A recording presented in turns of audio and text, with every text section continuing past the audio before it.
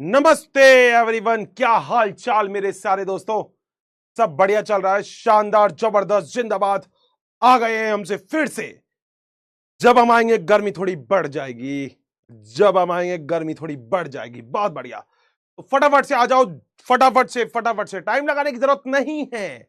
आज हमें पढ़ना है बहुत कुछ। बॉटनी पढ़नी है आज अपन ने। आज फिजिक्स, केमिस्ट्री, बॉटनी सब पढ़ा देंगे आज अपन। केमिस्ट्री पढ़ा देंगे, बॉटनी पढ़ा देंगे। हा। आ जाओ फटाफट से। क्या हाल चाल मेरे प्यारो, क्या हाल चाल, कैसे हो आप सब। स्टाइल से बोलेंगे आज अपन। तो कैसे हो आप सब?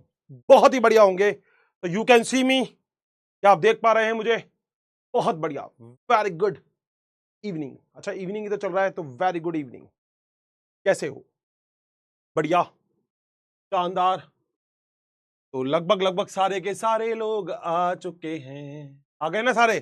Thank you so much. मतलब मुझे बड़ा इंतजार रहता है भाई। अब तुम्हें जूलॉजी पढ़नी है तो आज मैं जूलॉजी भी पढ़ा दूंगा थोड़ी सी।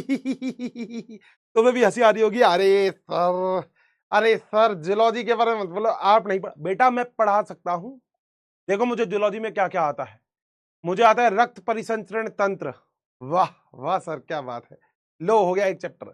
मुझे आता है श्वसन। लो हो गया दूसरा चैप्टर। मुझे आता है पाचन, हो गया तीसरा। मुझे आता है तंत्रिका तंत्र, हो गया एक चैप्टर। आए जंतु जगत, हो गया एक और। लो ऐसे निपटा दिया बनने। और क्या हाल चाल? बढ़िया, सब मजे में। तो मेरे ख्याल से लगभग अभी मैं सभी लोगों को देख रहा हूं बहुत ही बढ़िया तरीके से। थैंक यू सो मच, बहुत सारा प्यार है आप सभी लोगों को। आज थोड़े से बाल सेट नहीं हो रहे, अभी बाल सेट कर लूंगा तुम्हारी क्लास के बीच में, है ना। इसको सेट कर लेते हैं। तो फटाफट से वो ठोक दो बेटा जिसके लिए तुम तैयार हो। वो 348 है बेटा। ध्यान से अपनी चुंबक वाली नजरें इधर उधर लगाने की जरूरत है ही नहीं। वैसे तुम इधर उधर लड़कों नजर लगा भी नहीं सकते, ठीक है। तुम्हें देखना चाहिए वो बेटा दिल। वो तुम्हारे दुश्मन का दिल है बेटा। ध्यान रखना, उस दिल के ऊपर जितना तेज मारोगे अपना पेन, जितना तेज उसको फिंगर से करोगे बेटा, याद रखना तुम्हारे आवाज बहुत दूर तक जाएगी। क्या पता वो मान जाए, क्या पता वो मान जाए। अगर वो है तो बेटा देखते हैं आज किसकी बात मानती है। 428 ही हुए हैं आज बेटा। सुन रहा ऊपर वाला तुम्हारी। ठोक दो बेटा, बंदूक लो बेटा। बहुत बढ़िया। ऐसे अगर तुम्हारे पास कंगा है तो ऐसे कंगे से पहले तो आप थोड़े से बाल बना सकते हैं ऐसे, और उसके बाद ऐसे कंगे से बेटा ये 618 739 बेटा नहीं, छोटे मोटे से काम नहीं चलेगा। अपने अंदर का शैतान जगाओ मुन्ना, शैतान जगाओ, और फिर उस दिल पे करो 890। ये बात बेटा करना तो पड़ेगा आज तुम्हें। आज तुम्हें करना पड़ेगा। आज 1043 नहीं, आज नहीं रुकनी चाहिए। आज ये जो शोर है ये बहुत दूर तक जाना चाहिए, बहुत दूर तलक तक जाना चाहिए। वो पुरानी पिक्चरों में गाना नहीं सुना? आजा आजा, वो भाई साहब कहां दूर से सुन लेती है वो। आ रहा हूं, वो वाला चीज है ना। मतलब तुम समझते हो तुम। अपन अपनी पुरानी वाली स्टोरी तो नहीं कर सकते।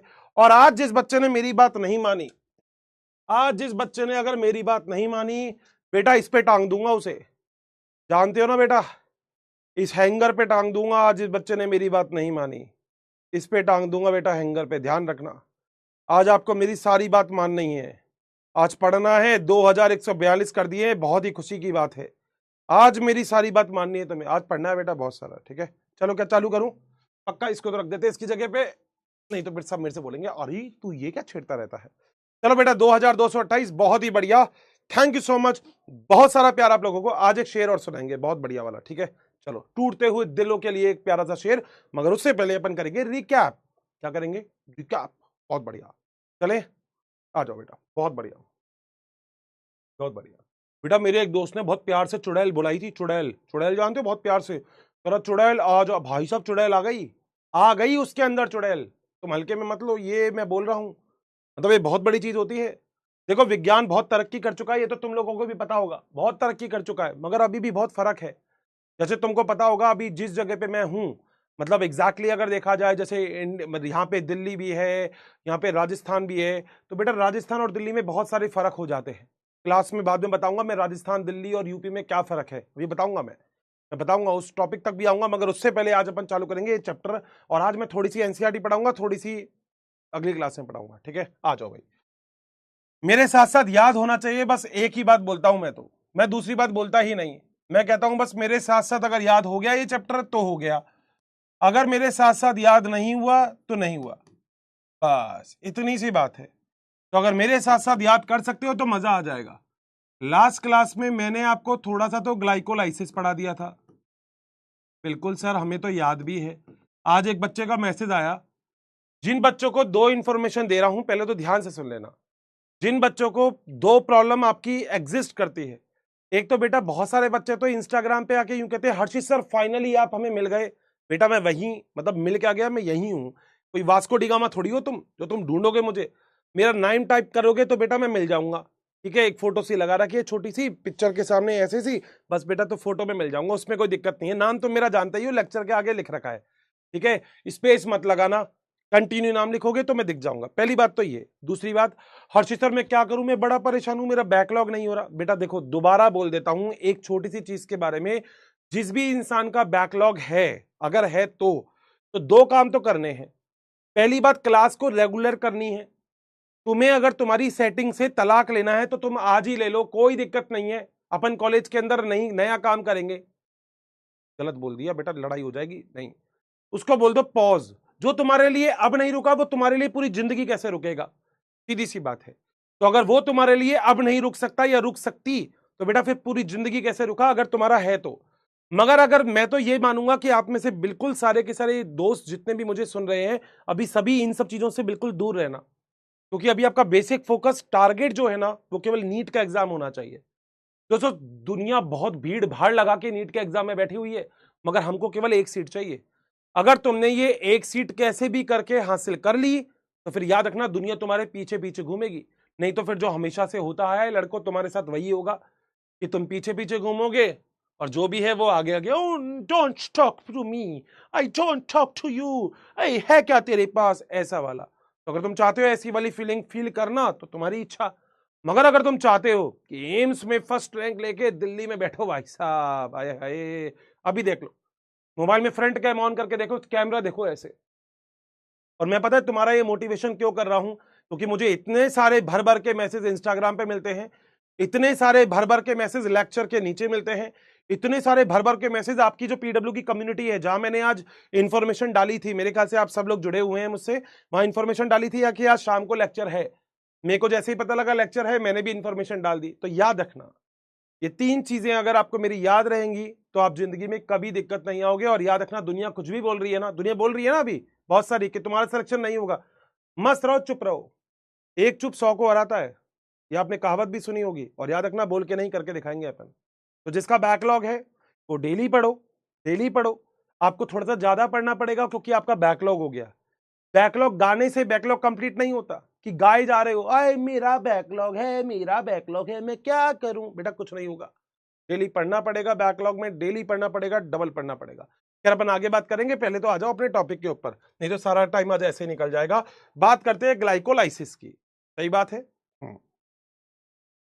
अब दोस्तों एग्जैक्टली अगर देखा जाए तो इस पूरे के पूरे कॉन्सेप्ट में आज हम क्या पढ़ने वाले हैं। आज अपन पढ़ेंगे पहले तो एनसीईआरटी, कुछ कुछ पॉइंट मैं एक एक लाइन आपको इंपॉर्टेंट करवाऊंगा। बट याद रखना मेरी क्लास में जितने बच्चे बैठे हुए हैं सारे एनसीईआरटी को लेके बैठेंगे, सारे एनसीईआरटी को लेके बैठेंगे। आपका टेस्ट है, टेस्ट का सिलेबस बता देता हूं। क्रेब चक्र तक आएगा, यानी कि तीन चीजें आएंगी, ग्लाइकोलाइसिस, लिंक अभिक्रिया क्रेब चक्र और किडमन।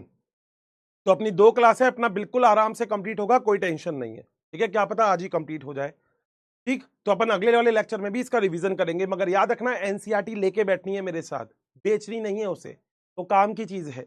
जिसके पास नहीं है एनसीईआरटी वो यहां पे मेरी वाली एनसीईआरटी यूज कर सकता है। मगर एनसीईआरटी में जहां जहां मैं पॉइंट स्टार लगवाऊंगा आप स्टार लगाएंगे, ठीक है। तो एनसीईआरटी पहले थोड़ी सी अभी पढ़ ले, फिर थोड़ा बहुत आगे भी पढ़ेंगे, आओ। और मेरी क्लास में सारे एनसीईआरटी पढ़ेंगे, सारे के सारे जितने भी लोग हैं, ठीक है। आज मैं आपको केवल वो एनसीईआरटी के पॉइंट हाईलाइट करूंगा जो बहुत ही इंपॉर्टेंट होते हैं। पहला है जीवन की विधि के लिए आवश्यक। अब ध्यान से सुन लेना और साइलेंट पे चले जाना थोड़ी देर के लिए, मेरे पॉइंट ध्यान से सुनना, अब बिल्कुल बढ़िया तरीके से ध्यान से सुनना एनसीईआरटी को, ठीक है। नीट का पेपर यहीं से आएगा, 4 से 5 क्वेश्चन देता है ये चैप्टर, और कोई बड़ी बात भी नहीं है, 7 भी दे दे, औकात है इसकी इतनी, औकात।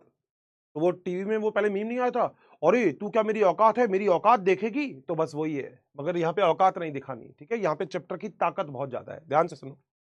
जीवन के आधार के लिए सभी ऊर्जा के लिए वृहद अणु। बेटा वृहद अणु का मतलब क्या होता है, जैसे आप कार्बोहाइड्रेट की बात करते हो, मेरे साथ साथ एनसीईआरटी में लिखना है। जैसे आप प्रोटीन की बात करते हो, जैसे आप वसा की बात करते हो, जैसे आप अम्ल की बात करते हो, ऑर्गेनिक अम्ल, ये सारे के सारे वृहद अणु होते हैं क्योंकि बड़े अणु होते हैं। ठीक है, आगे चलते हैं। ऑक्सीकरण से प्राप्त, बेटा ऑक्सीकरण का मतलब होता है किसी भी चीज को अच्छे से तोड़ना। बायोलॉजी में दो चीजें याद रखना, एक होता है ऑक्सीकरण, एक होता है अपचयन। अब मैं आपको इसका बढ़िया तरीका बता देता हूं जो मैं यूज करवाऊंगा आपको। अगर आज मैंने ये, ध्यान से सुनना, अगर आज मैंने ये स्टाइलर तुम्हें दे दिया, तो जो देता है, जो दाता है, उसका ऑक्सीकरण होता है, जो लेता है उसका अपचयन होता है। याद रखना बस इतनी सी बात, जो देता है उसका ऑक्सीकरण हो गया, जो लेता है उसका रिडक्शन यानी कि अपचयन हो गया। क्या दोनों बात याद रहेगी, ऑक्सीकरण और अपचयन? देता है ऑक्सीकरण, लेता है अपचयन, सीधी सी बात। अगर तुम किसी की कोई चीज ले लोगे तो तुम्हारे ऊपर उसका ऋण चढ़ जाएगा ना, बस यही ऋण है। यहां तक आ जाओ। पादप हो चाहे नीले हरित जीवाणु हो, अपना भोजन खुद ही बना सकते हैं। पता है आपको क्यों? क्योंकि इनके अंदर क्या उपस्थित होता है? हरित, पर्णहरित उपस्थित होता है। क्या उपस्थित होता है? पर्णहरित। प्रकाश संश्लेषण जानते हो? प्रकाश संश्लेषण की विधि के द्वारा प्रकाशीय ऊर्जा को रासायनिक ऊर्जा में परिवर्तित कर देते हैं। और मैंने आपको एक चीज बताई थी, नीट डाल लेना। अब यहां पे नीट डाल लेना। पादप भोजन बनाएगा ग्लूकोज के रूप में, स्थानांतरण करेगा सुक्रोज के रूप में, और संग्रहण करेगा स्टार्च के रूप में। मेरे ख्याल से मेरी क्लास में किसी भी बच्चे को दिक्कत नहीं होगी। अगर ये है तो ये है निर्माण, अगर ये है तो ये है स्थानांतरण, और अगर ये है तो ये है संग्रहण। मुझसे कभी कोई एक बंदा ये बोल रहा था कि तुम एनसीईआरटी क्यों पढ़ाते हो, अपना लेक्चर क्यों वेस्ट करते हो। अब बताओ उस मूर्ख को कि मैं एनसीईआरटी पढ़ा के अपना लेक्चर वेस्ट नहीं कर रहा, मैं एनसीईआरटी पढ़ा के अपने लेक्चर को और मजबूत कर रहा हूं, क्योंकि बेटा पेपर तो यहीं से ही आएगा, इससे बाहर तो आएगा नहीं। ठीक है, आ जाओ। सभी कोशिकाएं, ऊतक और अंगों में प्रकाश संश्लेषण नहीं होता, ये भी आप जानते हो। प्रकाश संश्लेषण उसमें ही होगा जिसमें हरित लवक होगा। तो नीट में यहां से एक क्वेश्चन आ सकता है कि प्रकाश संश्लेषण किसमें होगा। अब दोस्तों क्लोरोप्लास्ट तो इंग्लिश का वर्ड है, हिंदी का वर्ड क्या है? हरित लवक। थोड़ी सी एनसीईआरटी पढ़ाऊंगा, फिर थोड़ा अपन आगे भी पढ़ेंगे। ठीक है, ये वाला पेज हो गया, आगे चलते हैं। ठीक है, आगे आओ। प्रकाश संश्लेषण करती है। हरे पादप में सभी अंग, ऊतक और कोशिकाएं हरी नहीं होती, इसलिए इसमें ऑक्सीकरण के लिए खाद्य प्रकार की पदार्थ की आवश्यकता होती है। बेटा पेड़ पौधों में सारी की सारी चीज तो भोजन नहीं बनाएगी, केवल वही भोजन बनाएगी जिसमें हरित लवक होता है। अभी भी लिखा था बेटा, सीधी सी बात है ना। तुम्हारे घर में चाहे 10 कमरे होंगे तो 10 कमरे में खाना थोड़ी बनाओगे।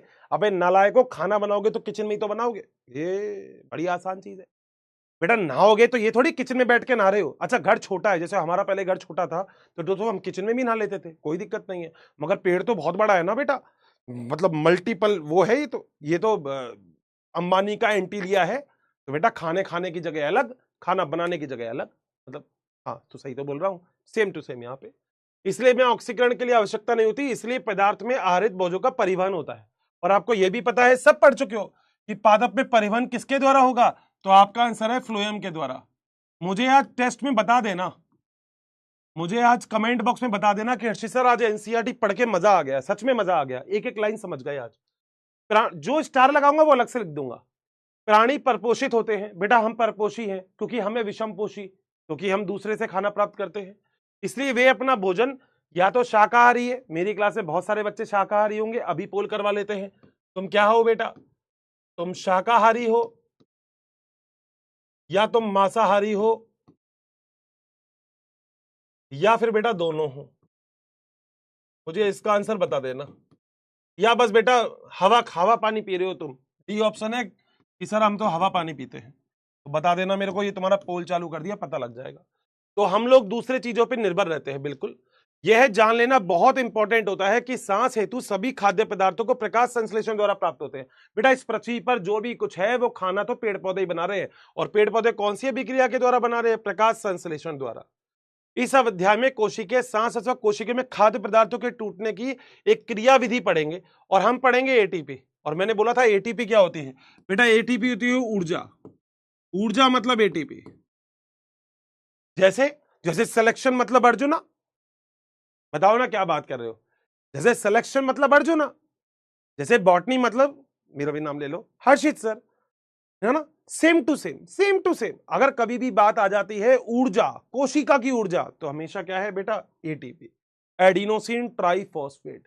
क्योंकि तुम लोगों को ऊर्जा चाहिए होती है, तो तुम कभी ऐसा नहीं करते ये स्विच ऑन किया, ये हाथ लगाए, ऐसे नहीं ना बेटा, परमानेंटली चिपक जाओगे उससे। तो याद रखना तुम ऐसे ऊर्जा प्राप्त नहीं करते हो। बहुत बढ़िया, बता देना मुझे आज एनसीईआरटी पढ़ के मजा आया क्या सच में, क्योंकि मेरा मन ये है कि आराम आराम से पढ़ेंगे। अब देखो मेरे ख्याल से मैक्सिमम 54% शाकाहारी है, यही क्या है, अच्छा 39% दोनों हैं। बहुत बढ़िया बेटा, जितने भी शाकाहारी हैं क्या इन्होंने कभी दही नहीं खाया? बेटा ये जितने भी शाकाहारी, देखो ये ना, ये सब धोखेबाजी है। हर्षित सर एक्चुअली मतलब लड़कियां, देखो लड़के तो सिंपल बोल देते हैं हर्षित सर मैं तो शाकाहारी हूं, मतलब लड़कियां ऐसे नहीं बोलती। लड़कियों को बोलने का तरीका दोस्तों आपको पता है, देखो हमेशा से अलग होता है। तुम्हें पता है ना, तुम हो एक्स वाई, गर्ल्स है एक्स एक्स, सुना है ना, आखिरी क्रोमोसोम उनके अंदर एक्स एक्स होता है, तुम्हारे अंदर एक्स वाई है। तो जो एक एक्स बढ़ गया ना दोस्त, उसमें फिर तरीका बदल जाता है। कोई लड़का ऐसे देखा तुमने बात करता हुआ, अरे हटना, ऐसा कोई नहीं करता लड़का। मगर गर्ल्स को देखना जरा, एक्सप्रेशन अलग होते हैं। अगर ना भी करना है तो ऐसे ना नहीं करेगी, ऐसे ऐसे लड़के तो ऐसे बोलते हैं, जैसे मान लो मैंने तुमसे पूछा खाएगा क्या, तुम कहोगे अबे नहीं मैं नहीं खा रहा। मगर गर्ल्स का एक्सप्रेशन अलग है दोस्त, एक्सप्रेशन ही अलग है। एक्सप्रेशन ऐसे जैसे तुमने पूछा अरे खाओगे, तो ये ऐसे नहीं, ऐसे नहीं खाओगे, ऐसे नहीं करती ना, नहीं नहीं मैं तो नहीं खा रही, दैट इज द एक्सप्रेशन।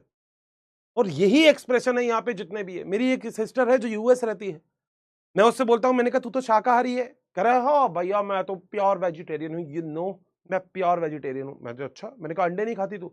भैया मैं एगिटेरियन हूँ एक्चुअली, मैं अंडे खाती हूँ तो आई एम एगिटेरियन। मैंने कहा अच्छा भाई बहुत बढ़िया। मैंने कहा मेरा दोस्त, मैंने सुनाया भी था, मेरा दोस्त चिकन खाता है वो चिकनटेरियन है, मेरा एक दोस्त मटन खाता है तो वो मटनटेरियन है, तो इस अर्थ पे कोई नॉन वेजिटेरियन तो है ही नहीं। तो जिसने भी दही खाया, दही के अंदर होता है लैक्टिक एसिड बैक्टीरिया। और याद रखना जितनी बार भी तुम अपना मोंडा खोलते हो ना यूं, बेटा गए माइक्रोब्स अंदर, हो गया तुम्हारा काम, बन गए तुम वैसे नॉन वेजिटेरियन। प्योर वैसे तुम हो नहीं, मुंह पे कपड़ा लगा के हेलमेट पहन के घूम रहे हो जिंदगी भर, तो वो तो बात अलग है। आ जाओ, निसंदेह मतलब हमें संदेह ही नहीं है, मेरे को तो तुम्हारे पर कभी भी नहीं था। प्रकाश संश्लेषण क्लोरोप्लास्ट में होता है। नीट में क्वेश्चन आ सकता है कि प्रकाश संश्लेषण कहां पे होता है, तो यहां से लेकर यहां तक ये वाली बात याद रखनी है, ठीक है। जबकि ऊर्जा प्राप्त करने के लिए इन्हीं जटिल अणुओं को तोड़ना होता है, विघटन का मतलब तोड़ना। और कहां पे होता है ये? दो जगह पे, नीट डाल लेना, नीट यहां से लेकर यहां तक, ये नीट डाल लेना। अगर कोई आपसे कहता है कि भोजन कहां पे टूटता है, तो मेरे ख्याल से आपको याद होगी ये सारी की सारी चीज। दोस्तों भोजन सबसे पहले टूटेगा कोशिका द्रव्य में, याद है, मेरे ख्याल से सारे बच्चों को याद होगा। ग्लाइकोलाइसिस हमेशा कोशिका द्रव्य में होता है, चाहे वायु की उपस्थिति में श्वसन हो चाहे अनुपस्थिति में कोई भी जीव हो। मगर जो ग्लाइकोलाइसिस है वो बोलो हमेशा कहां पे होगा? हमेशा होगा कोशिका द्रव्य में। याद रखना है दोस्तों, ये पॉइंट भूलना कभी नहीं है, हमेशा। बोलो क्या पॉइंट क्लियर है? चलो आगे चलते हैं। यहां जबकि कोशिकाओं में कॉम्प्लेक्स अणु कार्बन कार्बन, देखो ग्लूकोज में भी कार्बन ही होते हैं, इसको तोड़ोगे तो सीधी सी बात है, तोड़ोगे तो कार्बन कार्बन मुक्त होंगे, सही है। इसके ऑक्सीकरण होने पर पर्याप्त ऊर्जा जो निकलती है उसे सांस लेना कहलाता है। मतलब मैंने क्या बोला, देखो अंदर ग्लूकोज टूट गया, हो गया, इसे बोलते हैं श्वसन, ठीक है। आगे चलते हैं।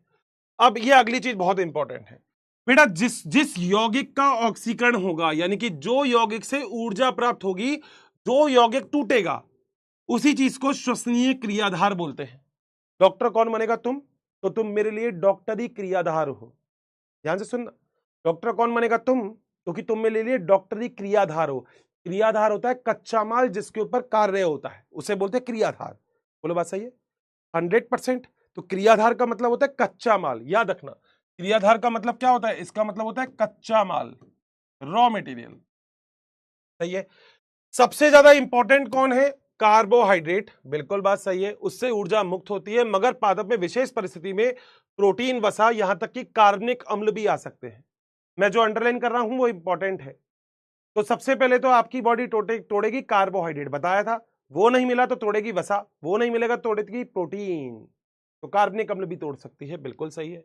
तो ये सारे श्वसनीय क्रियाधार है कोशिका के अंदर। श्वसनीय क्रियाधार में कोशिका एक साथ मुक्त नहीं होती, याद रखना। ये तो आप कहोगे हर्षित सर बिल्कुल सही बात है। मैंने कहा क्यों? अरे आपने ही तो बताया था ग्लाइकोलाइसिस, लिंक अभिक्रिया और क्रेब चक्र और इलेक्ट्रॉन परिवहन चक्र, तो 4 चक्र तो आपने ही बताए हैं। सर बिल्कुल सही कह रहे हैं, एक बार में कभी भी ये ब्रेक नहीं होगी, हमेशा स्टेप बाय स्टेप ब्रेक होती है। बोलो क्या बात सही है? क्या आपने ग्लूकोज को एक ही बार में तोड़ दिया था? पायरुविक एसिड नहीं, क्या था? ग्लूकोज ग्लूकोज, फ्रुक्टोज फ्रुक्टोज, धप से गिरा पागल, नीचे आया पागल, 1 3 डाय पेगा, 3 पेगा, 2 पेगा पे पप्पा। यही तो था पूरा प्रोसेस, याद है ना? मेरे साथ साथ गाना है, देखो यहाँ पे बहुत सारे अरिजीत सिंह और आतिफ असलम चाहिए मुझे, जो मेरे साथ साथ ये वाला गाना गाए। म्यूजिक है नहीं है कोई दिक्कत नहीं है। एक लड़के ने मेरे को बोला था इंस्टाग्राम पे, अर्शित सर मैं तो तबला बजा रहा था जब आप ये गाना गा रहे थे। मैंने भी गाना गाया, तो बेटा एक रैप सॉन्ग गा देना, कोई दिक्कत नहीं है, म्यूजिक तुम लगा दो, गाना हमने बता दिया। क्या?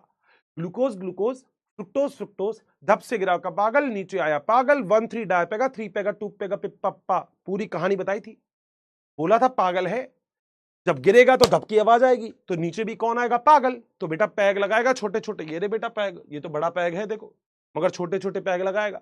1 3 डाय पेगा, एक पैग 3 पैग, मैं एक पैग पी गया, टेबल के ऊपर 3 पैग, एक पैग और खत्म, 2 पैग, एक पैग और खत्म, दोनों पैग पी गया, फिर आ गए पापा। बोलो क्या याद था? क्या पूरा ग्लाइकोलाइसिस सभी को याद होना चाहिए। तो यह एंजाइम द्वारा नियंत्रित चरणबद्ध धीमी अभिक्रिया के रूप में मुक्त होता है।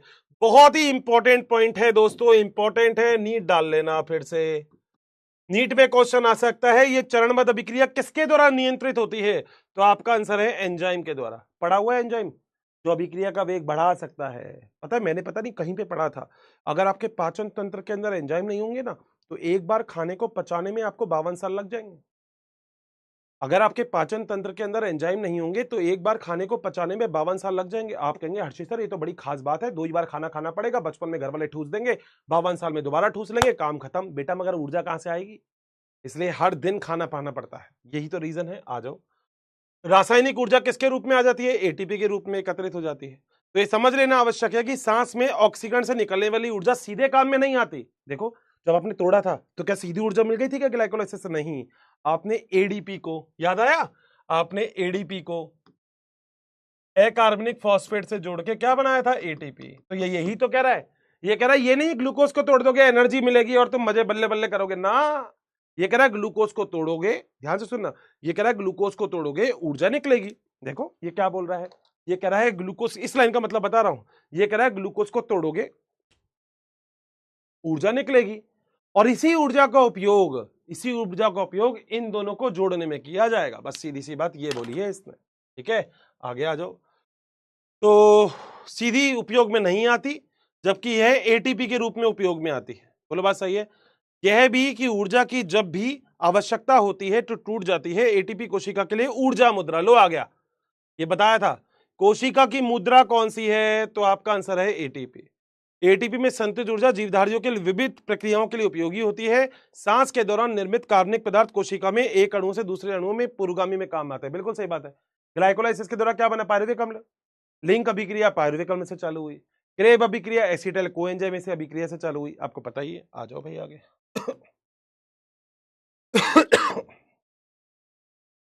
देखो टाइम वेस्ट नहीं होना चाहिए, अपना एनसीईआरटी पढ़ने का बेसिक मोटिव है कि तुम्हारे एक भी पॉइंट एनसीईआरटी से बच नहीं जाए, ठीक है? ये मत कहना कि हर्षित सर लेक्चर अपना आपने स्पॉइल कर दिया, एनसीईआरटी मत पढ़ाते, ठीक है? ऐसा मत लिखना। बस कुछ होते हैं इंपॉर्टेंट बच्चे जो लिख देते हैं, हर्षित सर एनसीईआरटी क्यों पढ़ा दिया आज आपने, हम खुद ही पढ़ लेते। बेटा खुद तो तुम बहुत कुछ पढ़ सकते हो, मगर मेरी रिस्पॉन्सिबिलिटी है, मेरा कर्तव्य है, एक बार तो बताऊंगा मैं तुम्हें, ठीक है?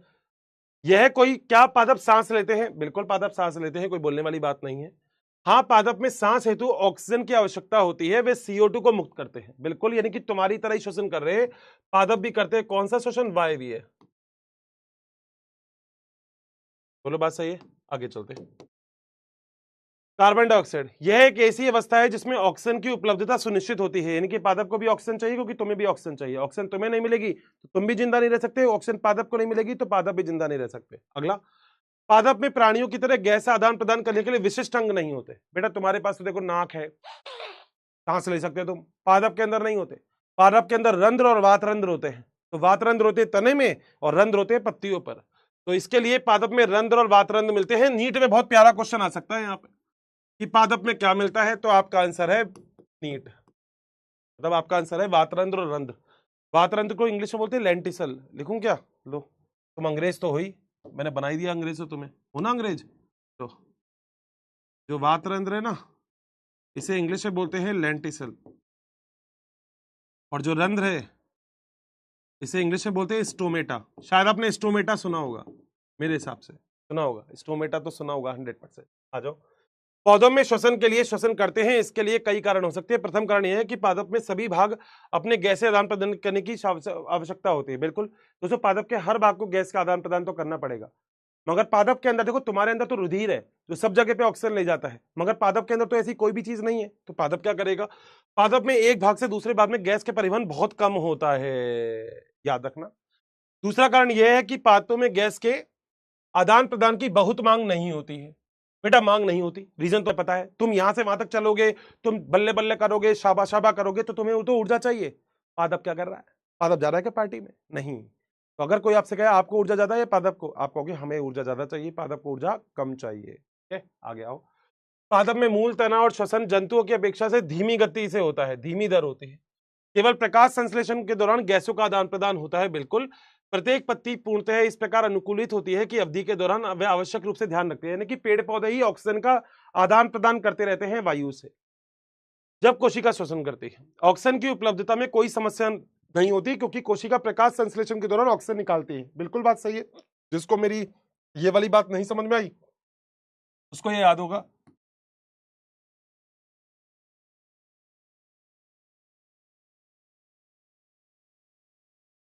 यानी कि प्रकाश संश्लेषण की अभिक्रिया के दौरान देखो क्या निकाल रही है पत्तियां? ऑक्सीजन। तो दिन में ऑक्सीजन की ज्यादा जरूरत नहीं होती, क्योंकि दिन में तो वो ऑक्सीजन खुद ही बना रही है। बड़े स्थूल पादपों में दूरी में विकसित नहीं होती, विस्तृत नहीं होती। पादपों में प्रत्येक सजीव कोशिकाओं में बिल्कुल पास पास स्थित होती है। पत्ती के लिए सत्य कथन है। आप ये पूछते हैं कि मोटे काष्ठीय तनों और मूल के लिए क्या होता है, तो तने में सजीव कोशिकाएं छाल, बेटा अंडरलाइन कर लेना, इंपॉर्टेंट है कि पादप में क्या क्या होता है। पादप में छाल व छाल के नीचे वाली सतह के रूप में व्यवस्थित होती है, जहां पर गैसों का आदान प्रदान होता है। अंडरलाइन जो मैं कर रहा हूं वो आप भी करेंगे। इसमें छिद्र होते हैं, इन छिद्रों को वातरंध्र बोलते हैं। बोना था आपसे, तने के अंदर वातरंध्र उपस्थित होते हैं, पत्तियों में रंध्र उपस्थित होते हैं। भीतर की कोशिकाएं मृत होती है और यांत्रिक सहायता प्रदान करती है। अतः पादपों की अधिकांश कोशिका सतह हवा के संपर्क में होती है।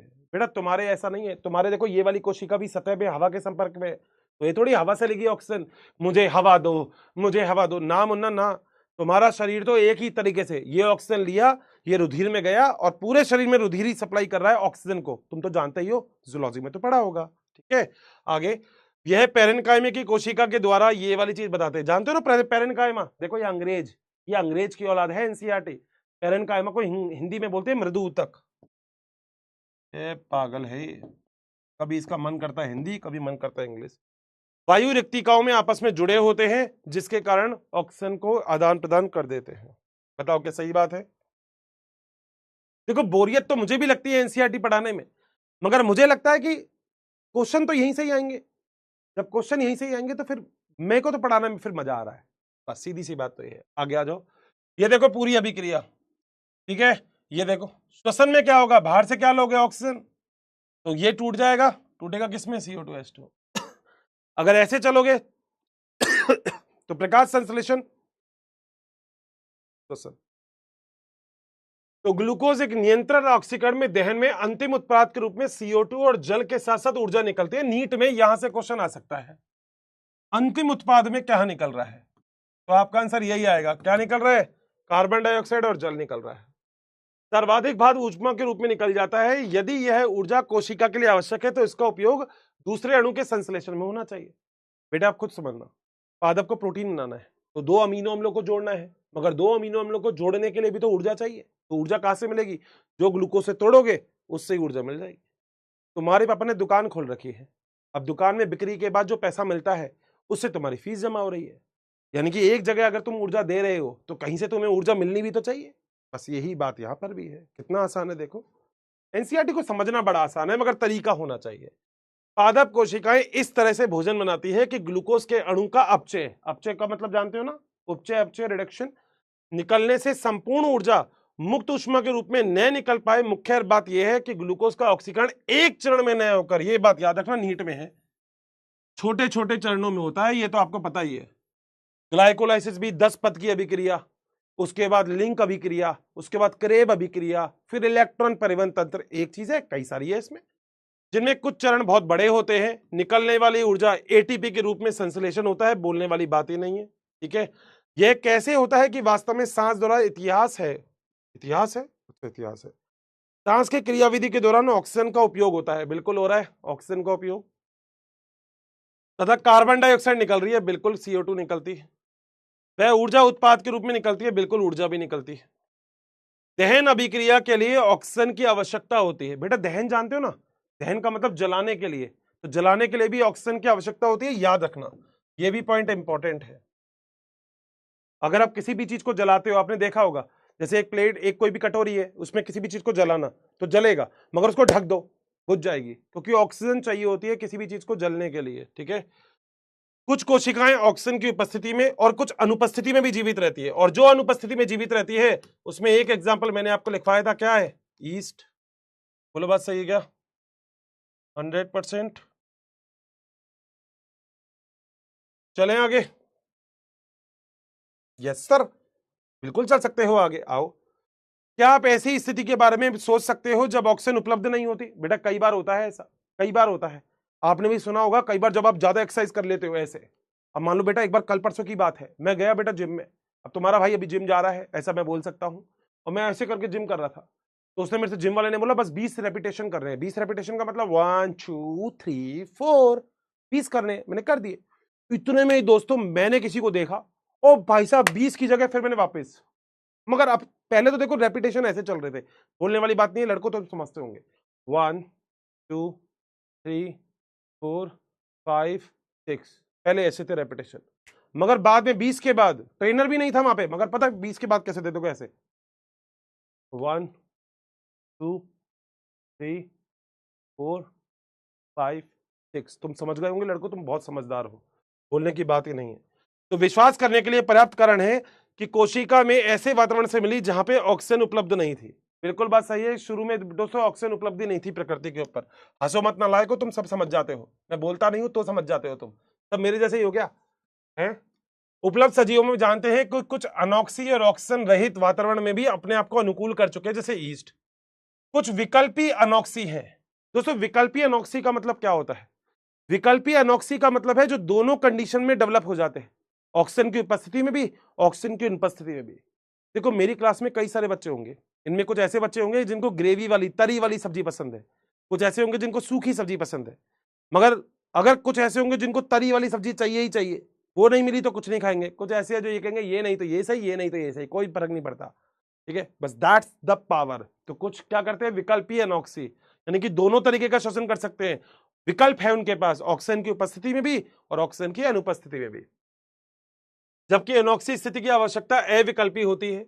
हर स्थिति में जीवों का जो एंजाइम तंत्र होता है, याद रखना है, एंजाइम तंत्र बड़ा इंपॉर्टेंट है, ग्लूकोज को बिना ऑक्सीजन की सहायता से आंशिक रूप से ऑक्सीकृत करता है। इस प्रकार ग्लूकोज पायरुविक अम्ल में ग्लाइकोलाइसिस कहलाता है। बोलो क्या पॉइंट क्लियर है क्या? ये वाला पॉइंट तो इंपॉर्टेंट है, आपको पता ही है। ग्लूकोज का पायरुविक अम्ल में टूटना क्या कहलाता है? ग्लाइकोलाइसिस। ये था दोस्तों ग्लाइकोलाइसिस, ये था ग्लूकोज, ग्लूकोज, फ्रुक्टोज, फ्रुक्टोज, धप से गिरा पागल, नीचे आया पागल, 1 3 डाय पेगा, 3 पेगा, 2 पेगा पप्पा। बोलो बात सही है, यहां तक क्लियर था? तो अब ग्लाइकोलाइसिस थोड़ा सा आगे पढ़ाएंगे, पहले अपन जो लास्ट क्लास में पढ़ लिया था उसको एक बार रिवाइज करते हैं, क्योंकि थोड़ा सा अब आगे पढ़ते हैं। एनसीईआरटी पढ़ ली बहुत, मैं तो बोर हो गया, अब बोर हो गया। बेटा पहले तो ग्लूकोज का था, ग्लूकोज से पूरा ग्लाइकोलाइसिस करवाया था, टोटल मिला के आपको 10 एटीपी मिली थी। ध्यान, मैं रिवाइज करवा रहा हूं। 2 एटीपी का आपने लागत लगाई थी, यदि देखो 2 एटीपी की उपयोग, 1 एटीपी का उपयोग यहां, 1 एटीपी का उपयोग यहां, 8 एटीपी आपको मिली थी। 10 एटीपी मिली थी, 2 लागत लगाई थी, तो 10 - 2 बराबर 8 एटीपी का फायदा ग्लाइकोलाइसिस से। बोलो बात सही है क्या? अगली अभिक्रिया में शायद लाया नहीं वो वाला पॉइंट, अगली अभिक्रिया थी लिंक अभिक्रिया, आप लोग जानते होंगे। और लिंक अभिक्रिया में क्या था? लिंक अभिक्रिया में यह था कि जो आपके पास पायरुविक अम्ल था, ये पूरा मैंने पढ़ा दिया है, इसको आपने एसिटाइल कोएंजाइम ए में डेवलप किया था। बोलो बात सही है? अभिक्रिया का नाम लिंक अभिक्रिया, पूरा पढ़ा दिया था आपको, टेंशन लेने की बात नहीं है, मगर यहां लेके नहीं आया मैं, रह गया वो।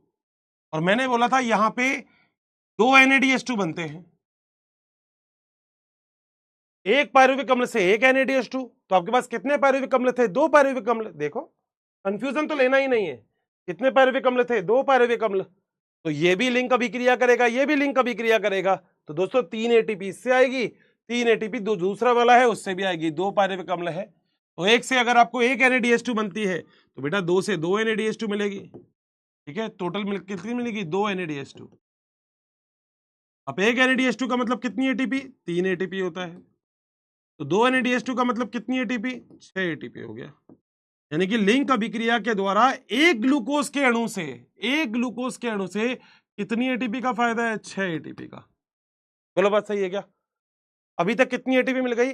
8 एटीपी मिल गई ग्लाइकोलाइसिस से, 6 एटीपी मिल गई लिंक अभिक्रिया से, 6 और 6 12 और 2 14 एटीपी का अभी तक आपको फायदा हो चुका है। बताओ क्या बात सही है क्या?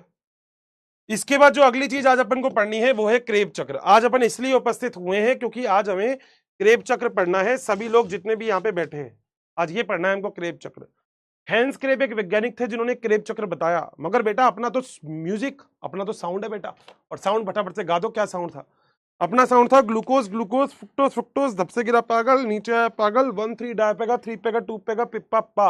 अरे सर ये तो पुराना गाना है आपका, नया गाना बताओ। ओहो, oh citric acid is a silly stupid funny molecule. बोलो क्या बात क्लियर है क्या? Oh citric acid is a silly stupid funny molecule. Done बात? ये रहा फार्मूला। इसी फार्मूले से आज मैं आपको पूरा का पूरा क्रेब चक्र ही पढ़ा दूंगा। टेंशन ही नहीं, टेंशन खत्म हो जाएगी। आज पूरा का पूरा आपको क्रेब चक्र पढ़ाने वाला हूं। ग्लाइकोलाइसिस के बाद अगला जो है वो क्रेब चक्र है। तो आज मैं पूरा का पूरा आपको क्रेब चक्र ही पढ़ाने वाला हूं, तो टेंशन ही नहीं है। पूरा क्रेब चक्र पढ़ेंगे तो टेंशन खत्म हो जाएगी। आज अपनी ये रहा क्रेब चक्र। ओहो, ये रहा ना क्रेब चक्र। आ जाओ। तो आज अपन पढ़ेंगे बेटा कौन सा चक्र? क्रेब चक्र। क्रेब्स चक्र। ये बैच छोटा है। इसे ट्राइसिट्रिक एसिड साइकिल भी बोलते हैं, वो मैंने आपको बता दिया। मगर कृपया करके कोई भी अब अपना काम नहीं करेगा, मेरा गाना याद रखेगा और उसके बाद जो जो मैं यहाँ पे काम करवाऊंगा वो याद रखेगा। बोलो क्या प्रॉमिस है? कोई नोट नहीं करेगा, पक्का कोई भी नहीं। ध्यान से सुनना। अब देखो क्या क्या हो गया था अभी तक। हर्षित सर ग्लूकोज से पायरुविक अम्ल बना था, पायरुविक अम्ल से एसिटाइल कोएंजाइम में बन गया था। ठीक है, तो ये लिख दिया मैंने एसिटाइल कोएंजाइम में।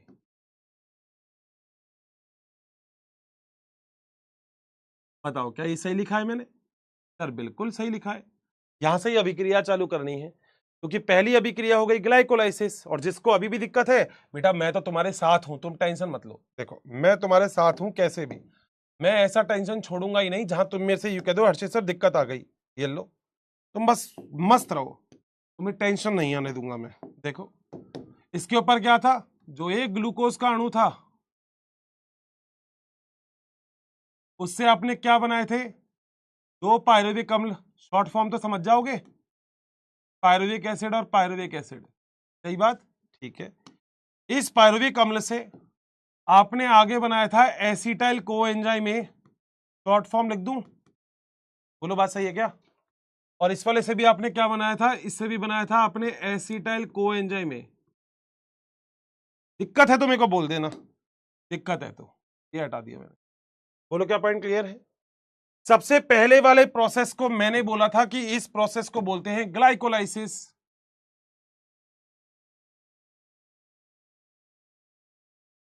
बेटा रटना नहीं है, जब मैंने नहीं रटा तो तुमसे भी नहीं रटवाऊंगा। और पक्का बोल रहा हूं, जो अर्जुना वाले बैच को याद होगा ना, ये जो तुम लोगों को याद होगा किसी को नहीं याद होगा। ठीक है, अब जरा देखना ग्लाइकोलाइसिस। ग्लाइकोलाइसिस के द्वारा टोटल कितनी एटीपी का फायदा हो गया? लिख देता हूं 10 - 2 बराबर 8 एटीपी। तुम कहोगे हर्षित सर क्या बात है यार, कंफ्यूजन ही खत्म कर दिया। अच्छा, जब पायरुविक अम्ल से एसिटाइल कोएंजाइम में बना, हाँ सर बिल्कुल बना, तो इस अभिक्रिया को क्या बोलते हैं? हर्षित सर ये अभिक्रिया थी लिंक अभिक्रिया, योजी अभिक्रिया बोलते हैं। एक लिंक अभिक्रिया के द्वारा कितनी एटीपी बन रही है? तो 2 × 3 एटीपी बराबर कितनी बन गई? 6 एटीपी। बताओ क्या यहां तक पॉइंट क्लियर है? ठीक है, अब ये 2 एसिटाइल कोएंजाइम में है, मैं तो किसी एक से अभिक्रिया बताऊंगा तो दूसरे से अपने आप ही हो जाएगी। मतलब एक जो चक्र बनाऊंगा इसके लिए वही इसके लिए कॉपी कर देना तुम तो एज इट इज, कोई दिक्कत ही नहीं है। सही बात है, आ जाओ। तो मैं तो इस वाले को ले रहा हूं, ये मुझे पसंद है बेटा, ये मुझे पसंद है, इसको ले लेता हूं। उससे भी एज इट इज कर देंगे, मैं तो पहले इससे बता रहा हूं, एसिटाइल कोएंजाइम ए। सही बात, आ जाओ। अब देखना जरा ध्यान से क्या होता है यहां पे बेटा। पहली बात तो ये अभिक्रिया कहां हो रही है, माइटोकॉन्ड्रिया में हो रही है। सर बहुत ही बढ़िया। अब अपना फार्मूला याद करो, मैंने क्या बताया था, oh citric acid is a silly stupid funny molecule, ये मत भूलना। ओ सिट्रिक एसिड, भूलना मत, is a silly stupid funny molecule. ये याद है तो सारा का सारा काम हो जाएगा। करे जरा चालू, आ जाओ। सबसे पहले दोस्तों पादप में क्या होता है, तुम्हारे अंदर भी होगा ये, एक रिएजेंट होता है जिसे हम बोलते हैं ओ ए ए। ओ ए ए, हर्षित सर ये क्या होता है, यहां फुल फॉर्म लिख देता हूं दोस्तों। ओ ए ए का मतलब होता है ऑक्सैलो एसिटिक एसिड। इंग्लिश में लिख दूं क्योंकि स्पेलिंग भी इंग्लिश में है, ऑक्सैलो, ऑक्सैलो एसिटिक एसिड। इतनी तो इंग्लिश चल जाएगी ना, बता देना मुझे। मगर नोट कोई नहीं करेगा, प्लीज रिक्वेस्ट कर रहा हूं मैं, नोट कोई नहीं करेगा, सामने देखेगा, अभी कोई मजाक नहीं, क्योंकि टॉपिक अपना बड़ा इंपॉर्टेंट है। ऑक्सैलो एसिटिक एसिड, सर बहुत बढ़िया, ध्यान से सुनना बस सारी की सारी चीज। आपको याद है ग्लूकोज कितने कार्बन का था, सर 6 कार्बन का था, देख लेना मैंने लिखा हुआ है। पायरिक अम्ल कितने कार्बन का था, सर 3 कार्बन का था। ठीक है, लिंक अभिक्रिया में एक CO2 बाहर निकल गई थी, एक CO2 इससे बाहर निकल गई, एक CO2 इससे बाहर निकल गई, तो 2 CO2 बाहर निकल गई। ठीक है, तो एसिटाइल कोएंजाइम में खुद कितने कार्बन का है हर्षित सर, ये तो 2 कार्बन का है। बताओ क्या पहला पॉइंट क्लियर है, क्योंकि लिंक अभिक्रिया में देख लो एक CO2 बाहर निकाली थी मैंने। अब आ जाओ, ध्यान से सुनना जरा, ध्यान से बेटा। यहां पे ऑक्सैलो एसिटिक एसिड इससे क्रिया करता है और एक एंजाइम की यहां पे उपस्थिति होती है, जिस एंजाइम का नाम होता है सिट्रेट सिंथेज एंजाइम। वैसे तो मैं इंग्लिश में लिख देता, मगर कोई बात नहीं, सिट्रेट सिंथेज एंजाइम। अब पहले फार्मूला से तो हो गया ओ से क्या हो गया, ऑक्सैलो एसिटिक एसिड। सर ठीक है, अगला है सिट्रिक एसिड, तो बेटा यहां पे जो अब बनेगा उसका नाम है सिट्रिक एसिड। सिट्रिक एसिड या सिट्रिक अम्ल। बताओ क्या यहां तक का पॉइंट क्लियर है क्या?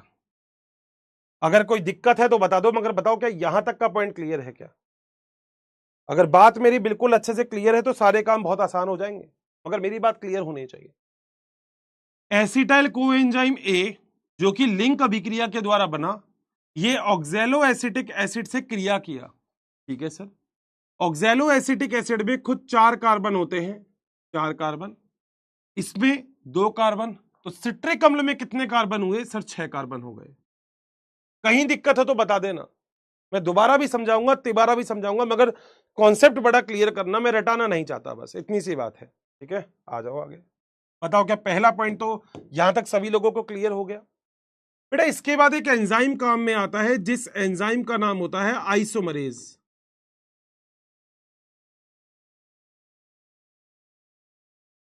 ठीक है, आइसोमरेज एंजाइम सिट्रिक अम्ल को आइसोसिट्रेट में बदल देता है, आइसोसिट्रेट।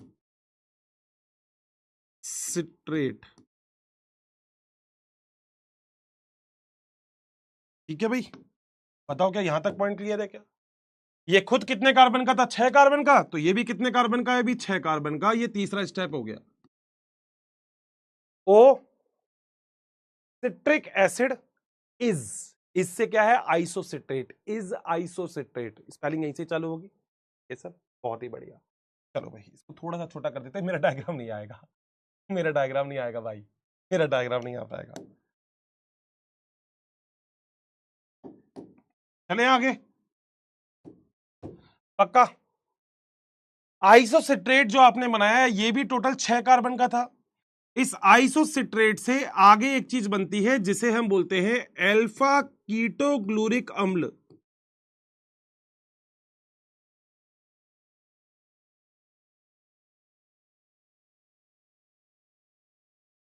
और बेटा अल्फा की स्पेलिंग किससे चालू होती है? ए से।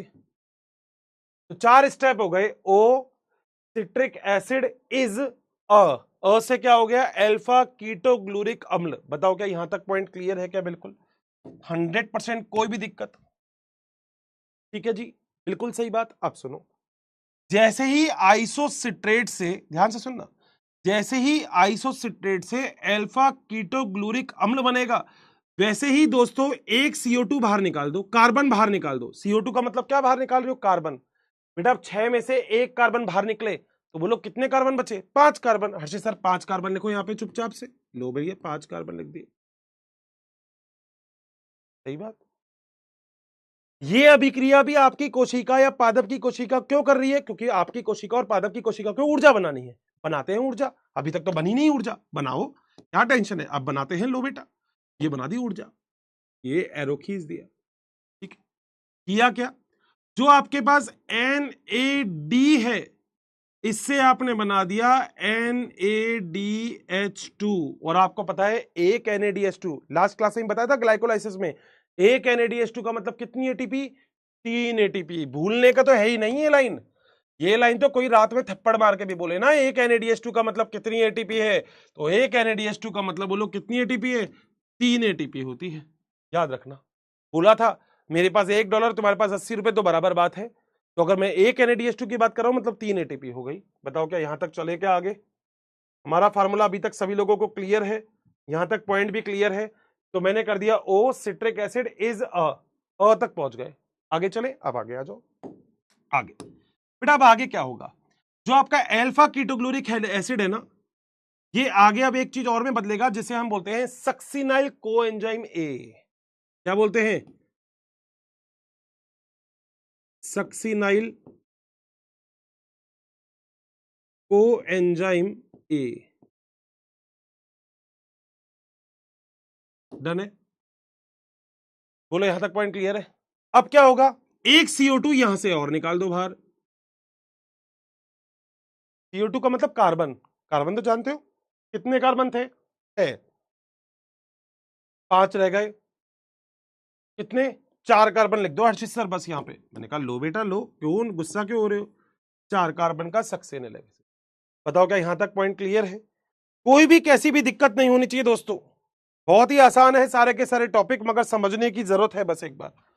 बताओ क्या आगे चलो। कोशिका आपकी एक काम और करती है, वो कहते हैं लगे हाथों एक काम और कर दो। कह रहे क्या? कह रहे भाई साहब जो NAD होती है ना, हाँ, उससे फटाफट से भाई साहब NADH2 बना दो। बोलो क्या ये वाला काम भी हो गया? ध्यान से अगर आप देखोगे तो अभी तक आपको 3 ATP तो यहां पे मिल गई और आपको 3 ATP यहां पे मिल गई। बताओ क्या कोई दिक्कत है किसी को भी? चलूं आगे? चलो, सक्सिनाइल जो कोएंजाइम ए है, इस सक्सिनाइल कोएंजाइम ए से आगे करना क्या है? अरे बड़ा आसान है। कोएंजाइम ए तो बाहर निकाल दो। कोएंजाइम ए, तो सक्सिनाइल कोएंजाइम ए से अगर कोएंजाइम ए बाहर निकाल दिया तो ये बन गया सक्सिनिक अम्ल। क्या बन गया? सक्सिनिक अम्ल। लिख देता हूं यहां पे, यार इंग्लिश में लिख दूं क्या? सक्सिनिक एसिड या सक्सिनिक अम्ल बन गया। कोई CO2 बाहर नहीं निकली, कार्बन नहीं बाहर निकला, कोएंजाइम में बाहर निकला है, कार्बन नहीं निकला। तो कितने कार्बन थे? इसके बाद भी 4 कार्बन, इसके बाद भी कितने कार्बन है? 4 कार्बन। बताओ क्या यहां तक पॉइंट क्लियर है क्या? चलें आगे, पक्का कोई दिक्कत नहीं है? अब एक बात और सुनो बेटा, एक वर्ड होता है जिसका नाम होता है GDP। ये बेटा वो नहीं है GDP जो देश की चलती है, इसका नाम है ग्वानोसाइन, ग्वानोसिन डाइफॉस्फेट। ध्यान से सुन लेना, बड़ा आसान है सब कुछ। जैसे आपने ADP पढ़ी थी, एडिनोसिन डाइफॉस्फेट, ऐसे ही GDP है ग्वानोसाइन डाइफॉस्फेट।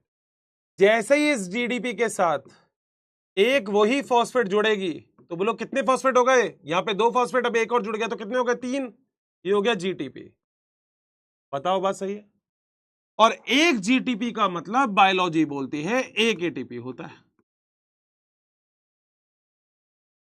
1 रुपया तुम्हारे पास चाहे सिक्के वाला हो, चाहे 1 रुपया तुम्हारे पास नोट वाला हो, दोनों बात तो एक ही है। तो एनसीईआरटी बोलती है जीडीपी का मतलब भी एक एटीपी होता है। हर्षित सर ये आपने क्यों लिखा? क्योंकि यहां पर जो बनेगा अब वो क्या बनेगा? वो बनेगा जीटीपी। किससे बनेगा? जीडीपी के साथ जब आप एक और फॉस्फेट जोड़ दोगे तब। बोलो क्या पॉइंट क्लियर है क्या? मैंने अभी तक जो भी बात बताई है याद रखना। क्या बताई है मैंने अभी तक? आपको यह बात बताई है एक जीटीपी बराबर एक एटीपी, एक NADH2 बराबर 3 एटीपी। अभी यही दो चीजें आपको याद करवाई है और मेरे ख्याल से कोई बच्चा भूलेगा भी नहीं इसको। अबे भाग गए क्या? यही हो? हेलो, अरे यही हो ना? अरे भाई कुछ तो करो, कमेंट वमेंट कुछ तो करो। कहाँ भाग गए भाई? हेलो हेलो हेलो, यही तो हो? हाँ, यही रहना बेटा, भागना मत कहीं। भागना मत बेटा, भागना मत यार, ऐसे मत भागना। मैं बहुत धीरे धीरे चल रहा हूँ। कोई कुछ रटाने का मैं नहीं रटाऊंगा भाई, मेरे को खुद को रटना नहीं आता। मैं तो कार्बन तक की कैलकुलेशन कर रहा हूँ, आपके एनसीईआरटी में तो ये भी नहीं है। मगर मुझे पता है चक्र का मतलब क्या होता है। तुम्हें याद है मैंने तुम्हें कोशिका चक्र पढ़ाया था, पहला और आखिरी एक ही होगा। जहां से चालू करूंगा वहीं छोड़ूंगा। ये भी कितने कार्बन का था? 4 कार्बन। ये भी कितने कार्बन का? 4 कार्बन। क्यों? क्योंकि मैंने 2 कार्बन तो यहां निकाल दी, एक कार्बन निकाल दी यहां पर, एक कार्बन निकाल दी यहां पर। तो मैंने 2 कार्बन तो निकाल दी, एक कार्बन ये रही, एक कार्बन ये रही। जब 6 में से एक कार्बन माइनस हुई तो 5 कार्बन, 5 में से एक कार्बन माइनस हुई तो 4 कार्बन आ गए। सर बहुत बढ़िया सर, हर्षित सर आपकी मैथ बड़ी अच्छी है। हमें बड़ी खुशी हुई कि आपकी मैथ इतनी स्ट्रांग है। बोलो क्या आगे चलो?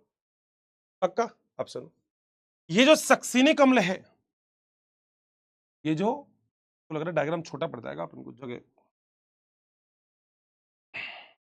कर सकते कि छोटा नहीं होगा ना? और छोटा था, और छोटा होगा तो तुम्हें दिखेगा भी नहीं आगे। छोटा नहीं मतलब बीच में गैप चाहिए था। चलो देखो, कोई नहीं करते, थोड़ा सा यहां घुमा के ले जाऊंगा ऐसे, ठीक है? कोई दिक्कत नहीं। ये जो सक्सिनिक अम्ल है, ये सक्सिनिक अम्ल आगे अब एक चीज और बनाएगा जिसे हम क्या बोलेंगे? देखो, सिली स्टूपिड हो गया, अगला है फनी। फनी से होगा फ्यूमेरिक अम्ल, यानी कि फ्यूमेरिक एसिड या फ्यूमेरिक अम्ल, कुछ भी लिख दो जो तुम्हारा मन करता है। ये भी कितने कार्बन का? अरे अर्जित सर अब तो 4 कार्बन की बात चल रही है, बात ही मत करो, 4 कार्बन तक पहुंचाना है इसको। बताओ क्या पॉइंट क्लियर है क्या? पक्का? 100%। यहां पे एक एंजाइम चाहिए होता है जिस एंजाइम का नाम होता है एसडी। क्या नाम है? एसडी। याद रखना एसडी, यहां लिख रहा हूं एसडी का मतलब, एसडी का पूरा नाम होता है सक्सिनिक डीहाइड्रोजनेज। बेटा मैं बिल्कुल समझ सकता हूं कि अभी आपको ये मुश्किल लग रहा होगा, हर्षित सर ये आपने क्या बना दिया। मगर नीट के एग्जाम में अगर यहीं से ही एक क्वेश्चन, 2 क्वेश्चन बन गया, एक भी बन गया, मैं कह रहा हूं तो अपना काम तो हो गया भाई। देखो एक बार में तो मुझे भी याद नहीं हुआ, एक बार में तो मुझे भी याद नहीं हुआ, मगर मैं आपको इतना आसान तरीके से समझा दूंगा, इतना आसान तरीके से कार्बन कार्बन समझा दूंगा कि कोई नहीं समझा पाएगा आपको ऐसे। मगर ध्यान यही रखना है, मेरे अलावा और कोई काम नहीं करना है। बस रिक्वेस्ट, हाथ जोड़ के रिक्वेस्ट करता हूं मैं तो तुमसे, तो बेटा बेसिक है तुम्हारा। देखो 11वीं क्लास है, ये 12th क्लास में कभी नहीं काम आएगा, मगर याद रखना 11वीं का वेटेज हमेशा 12th से ज्यादा होता है नीट के एग्जाम में, ठीक है? तो बस ये वाली बात याद रखना। चलें आगे। जैसे ही सक्सिनिक अम्ल से आपने फ्यूमेरिक अम्ल बना दिया, वैसे ही एक और काम, एक और गपड़त छेड़ देता हूं। अर्चित सर आप क्या करने वाले हो भाई? देखो ना, वैसे ही क्या होता है, आपकी कोशिका FAD से, हाँ, FADH2 बना देती है। अरे अब ये क्या है वैसे सर? FADH2 क्या है? जगह है क्या अपने पास कहीं? यहाँ है, देखो FADH2 की फुल फॉर्म यहाँ लिख देता हूँ। FADH2, FAD, इसकी फुल फॉर्म होती है फ्लेविन एडिनोसिन डीहाइड्रोजनेज।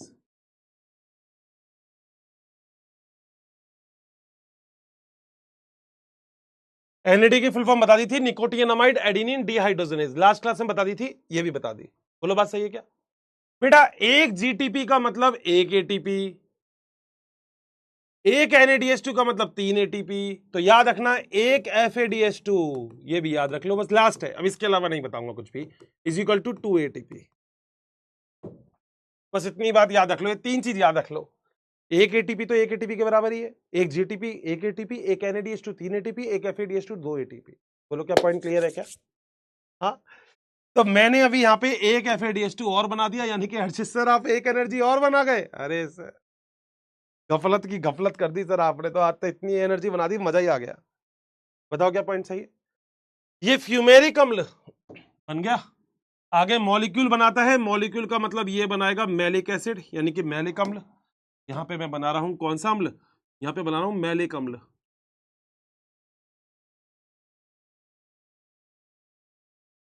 बोलो बात सही है क्या?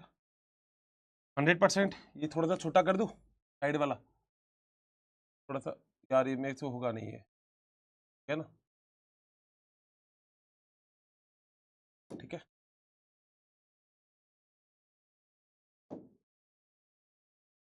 आ जाओ।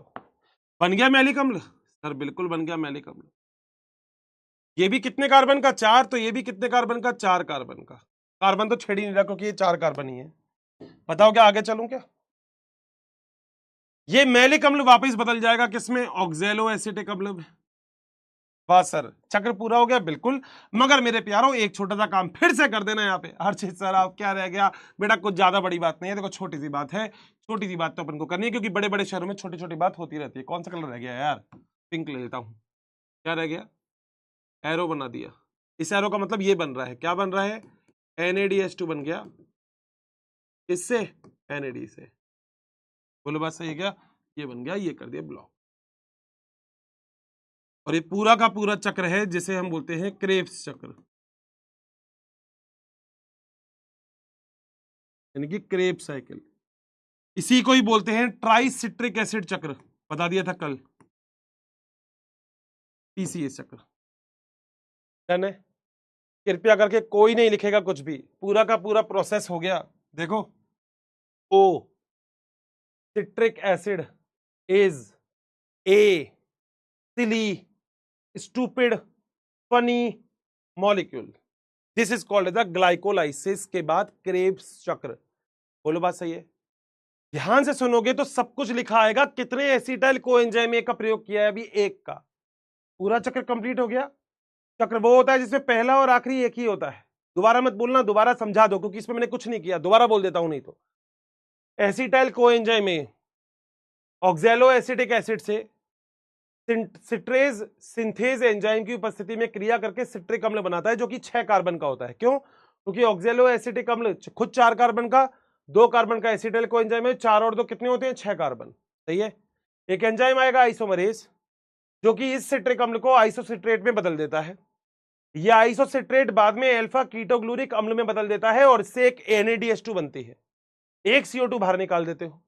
ये खुद 6 कार्बन का था, एक कार्बन डाइऑक्साइड बाहर निकाल दिया, यानी कि एक कार्बन बाहर निकाल दिया तो कितने कार्बन रह गए? 5 कार्बन। सही बात है? मतलब रटने का तो देखो कुछ भी नहीं है इसमें, अब रटो तो तुम्हारी इच्छा है भाई साहब। अल्फा कीटोग्लूरिक एसिड से क्या बन गया? सक्सिनल कोएंजाइम में। एक कार्बन और निकाल दो तो 5 में से एक कार्बन और गया तो कितने कार्बन बच गए? 4 कार्बन। एक NADH2 और बना दो। सर बड़ी खुशी की बात हो गई, क्या बात है, मजा आ गया। यहां पर एक GTP बन गई। GTP बनने के बाद को एंजाइम में निकला है, कार्बन नहीं निकला, को एंजाइम एंजाइम निकल गया। तो सक्सिनिल कोएंजाइम में से जब कोएंजाइम में निकल गया तो सक्सिनिक अम्ल बन गया। सक्सिनिक अम्ल से SD, बेटा याद रखना SD का मतलब ये रहा, सक्सिनिक डिहाइड्रोजनेज। ये बड़ा इंपॉर्टेंट एंजाइम है, इसके बारे में एक पॉइंट लिखवाऊंगा कि क्रेब्स चक्र के सारे एंजाइम अधात्री में, मैट्रिक्स में, माइटोकॉन्ड्रिया की मैट्रिक्स में होते हैं, मगर ये माइटोकॉन्ड्रिया की आंतरिक झिल्ली में पाया जाता है। इसके लिए सबसे इंपॉर्टेंट पॉइंट है ये। आगे एक FADH2 यहां बन गया, 4 कार्बन, फिर मैलिक एसिड बन गया, फिर एक NADH2 और बन गया। अब कृपया करके जितने बच्चे यहां पे बैठे हैं, जितने बच्चे, बोलो क्या गाना याद हो गया? पहली बात तो कितने एसिटाइल कोएंजाइम में काम में लिए? हर्षित सर एक ही लिया। तो जितनी ATP इस एसिटाइल कोएंजाइम में से बनेगी, क्या उतनी ATP इस एसिटाइल कोएंजाइम से भी बनेगी क्या? हाँ, तो हम इंटू 2 कर देंगे जितनी इससे बनी। क्वेश्चन मेरा एक है कि इससे कितनी ATP बनी? काउंट करो, ये रही ATP, काउंट करो टोटल कितनी ATP बनी। तुम्हें सबको लिखा हुआ है, एक NADH2 का मतलब 3 ATP, एक FADH2 मतलब 2 ATP, एक GTP का मतलब 1 ATP। काउंट करके बताओ, ये रहे तुम्हारे ऑप्शन। एक क्रेब चक्र, 2 से नहीं पूछ रहा मैं, एक चक्र में कितनी ATP बनी?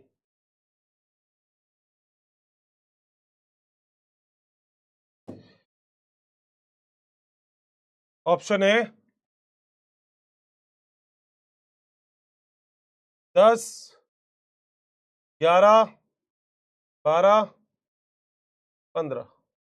ये तुम्हारा समय शुरू होता है अब। कर दो भाई अगर आता है तो। आंसर भी सामने लिख रखा है, मगर अगर तुम करोगे तो एक क्रेप चक्र के द्वारा कितनी, अच्छा ये आ गया बेटा, रुक जाओ रुक जाओ, ये हटा देता हूं, ये तुम्हें दिखेगा नहीं तो। अब देख, अब देख के बता दो मुझे, एक क्रेप चक्र के द्वारा कितनी एटीपी मिल रही है तुम्हें, काउंट कर लो फटाफट से, काउंट कर लो फटाफट से। और आज कमेंट बॉक्स में लिख देना कि ये टिपिकल वाला टॉपिक भी हमने बना दिया क्या इजी। फार्मूला याद रखना चाहिए, oh citric acid is a silly stupid funny molecule, बस सारा काम हो गया।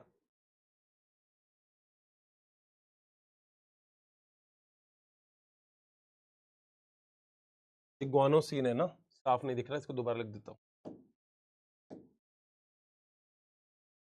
ये है गुआनोसिन, क्या कर दिया था ना।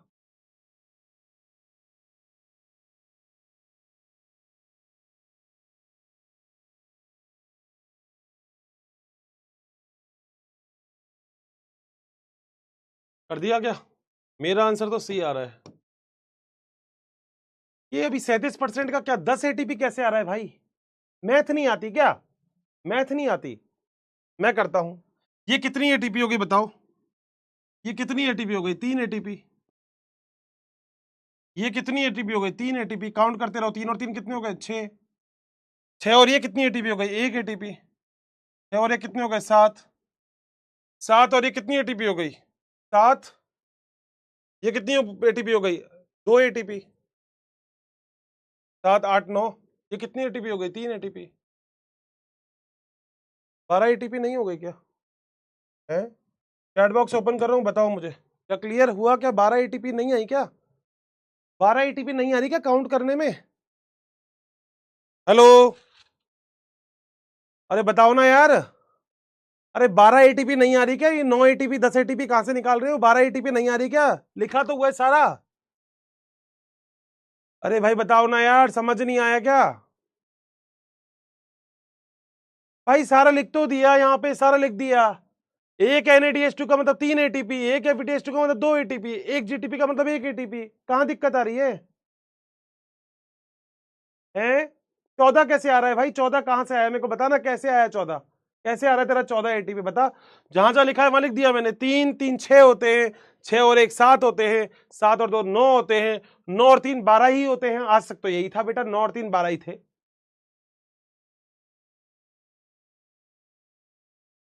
आ गया क्या 12 एटीपी सभी का, 12 ही तो आएगा भाई, तुम 10 एटीपी कहां से निकाल रहे हो, 11 कहां से निकाल रहे हो, काउंट नहीं करना आ रहा तुम्हें, 3 और 3 6 करके ये भी तो मैं काउंट करवाऊंगा क्या बेटा, है, चलो ये भी करवा देता हूं बेटा। देखो ये 3 एटीपी लिखा, ये 3 लिखा, वो 1 लिखा, वो 2 लिखा, और वो 3 लिखा, काउंट करो देखो, 3 और 3 6, 6 और 1 7, 7 और 2 9, 9 और 3 12, लो आ गया 12। बेटा जिसका 12 आ गया क्या, ये बताओ, यहां तक समझ में आ गया, 12 एटीपी कैसे आए, फटाफट से पोल करवा रहा हूं, आंसर दे देना मुझे। कहां अटक जाते हो, मुझे तो खुद को नहीं समझ में आता, तुम अटक कहां जाते हो, पता ही नहीं क्यों अटक जाते हो, इतना आसान आसान टॉपिक चल रहा है, इसको मुश्किल बनाने का काम तो भैया तुम्हारा है, मैंने तो बहुत आसान तरीके से समझाया है, मुश्किल तो तुम बनाते हो टॉपिक को, मैं तो बहुत आसान तरीके से समझा के बैठा हूं तुम्हें, तुम पता नहीं इतना मुश्किल क्यों बनाते हो, मुझे समझ में नहीं आता क्यों बनाते हो इतना मुश्किल, मैंने तो बहुत आसान किया इस टॉपिक को।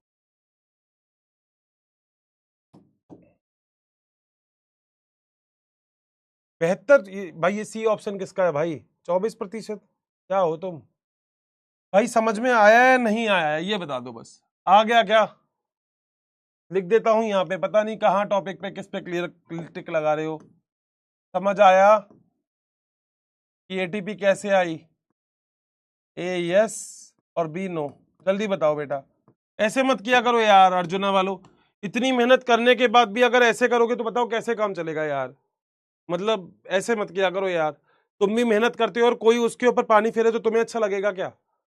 खुद बताओ जरा, एटीपी कितनी बनी? मैं लिटरली बोल रहा हूँ, मैं मजाक कर रहा हूँ, तुम्हारी क्लासेस बिल्कुल बंद कर दूंगा अगर तुमने पढ़ाई नहीं की तो। मैं वैसे ही करूंगा, आऊंगा पढ़ाऊंगा और चले जाऊंगा, ध्यान रखना मेरी बात। सच बता रहा हूं मैं, क्योंकि तुम लोग आजकल पढ़ाई नहीं कर रहे हो, मस्तीबाजी में चल रहे हो तुम।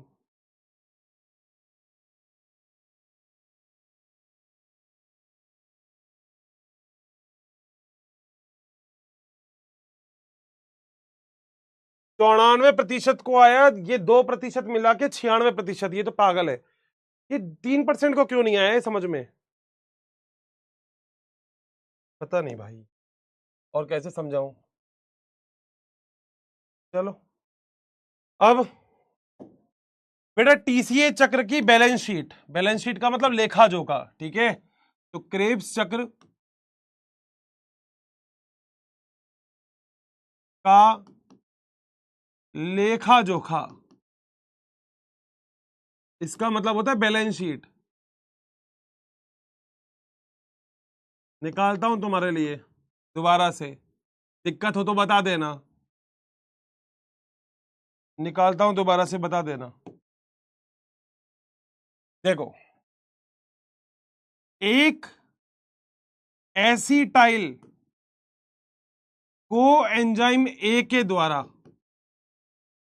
एक एसिटाइल, क्योंकि देखो मैंने एक ही तो प्रयोग मिली थी, दूसरे से तो मैं डबल से डबल कर दूंगा, मतलब जितना इसमें आएगा उससे डबल कर दूंगा। वैसे तो तुम्हारे पास आंसर आ भी गया होगा कि टोटल एक ग्लूकोज से कितने एटीपी बन रहे हैं। अब फटाफट से बताओ, पहला NADH2 कितने हैं, FADH2 कितने हैं, और GTP कितनी है? पहले देखो, तुम एक बार में एक ही करना। NADH2 काउंट करो कितने हैं, एक NADH2, दो NADH2, तीन NADH2। तो तीन है NADH2, लिख रहा हूं यहां पे, तीन। FADH2 कितने हैं? केवल एक ही बना है, ये रहा, केवल एक ही है, तो एक FADH2, ठीक है। GTP कितनी है? केवल एक ही बनी है GTP, ये रही, और कोई बना ही नहीं, तो ये केवल एक ही GTP बनी है, एक ही GTP, एक। सही है। एक NADH2 में कितनी ATP होती है?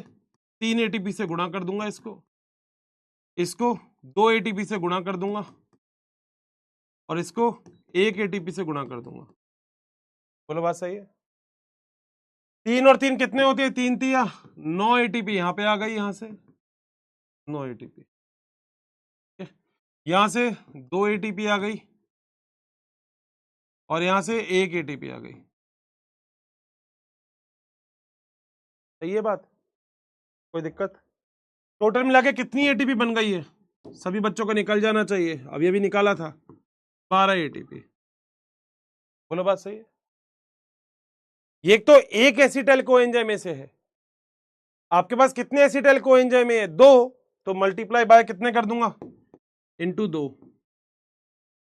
क्योंकि देखो, जो चक्र इस एसिटाइल कोएंजाइम से बना तो 12 एटीपी, तो एक और भी तो बैठा है बगल में, इससे भी ऐसे ही बना लेना, टाइम पास कर लेना, तुम्हारे पास नहीं हो तो याद करने का तरीका बता रहा हूं। बाकी इससे भी 12 एटीपी बनी, तो इससे भी 12 एटीपी बनी, इसने कोई पाप किया है? तो बेटा टोटल मिला के कितनी हो गई? 12 इंटू 2 बराबर 24 एटीपी।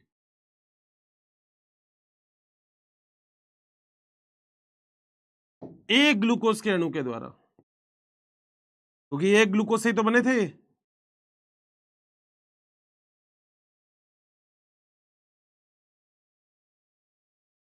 बताओ क्या पॉइंट क्लियर है क्या? 100%? चले अब आगे? पक्का? श्योर? मतलब यहां तक तो पॉइंट क्लियर होना चाहिए। बताओ क्या बात क्लियर है क्या? बिल्कुल भी? मैंने कई बार बता दिया यार, कई बार बता दिया। अगर आप कभी भी एक NADH2 अगर कभी लिखते हो तो इसका मतलब ही होता है 3 एटीपी। एक FADH2 अगर लिखते हो तो इसका मतलब ही होता है 2 एटीपी। एक GTP लिखते हो तो इसका मतलब होता है 1 एटीपी। बस यही तो याद करवाया है मैंने, और तो मैंने कुछ बोला ही नहीं। बाकी ये सर्किल है, ये साइकिल है। बताओ, चैट बॉक्स ओपन कर रहा हूं, क्या पॉइंट क्लियर है क्या? जल्दी से बता दो।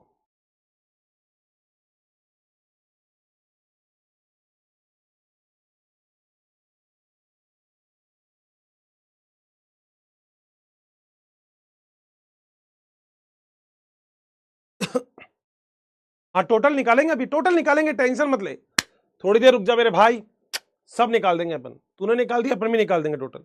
बहुत बढ़िया, अब यहाँ आ जाओ बेटा। यहाँ देखना आप जरा, समझ में आना चाहिए, बस रटना नहीं है भाई, रटना है अगर तुम्हें तो तुम गलत क्लास में आए हो। दुनिया में बहुत लोग पढ़ाते हैं रटाने वाले, नाच नाच के रटा रटा के पढ़ा देंगे, पता भी नहीं लगेगा तुम्हें कैसे रटा दिया। मैंने हर कुछ चीजें समझाई और तुम्हें समझना ही पड़ेगा भाई, देखो तब तो बैठना जो अगर समझना है तो, रटने के लिए तो तुम गलत जगह हो फिर, ठीक है। अब यहां देखना जब मैं क्या लिख रहा हूं, एक ग्लूकोज के अणु के द्वारा, ध्यान से देखना, एक ग्लूकोज अणु से कुल एटीपी, यानी कि आपको एक ग्लूकोज अणु से कुल कितनी एटीपी मिलेगी, इसकी हम निकाल रहे हैं बैलेंस शीट।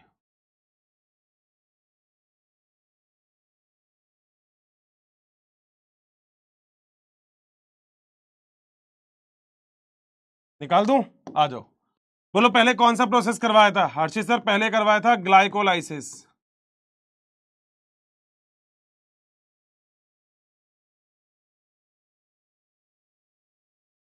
ग्लाइकोलाइसिस से कितनी एटीपी बनी थी हर्षित सर? 8 एटीपी।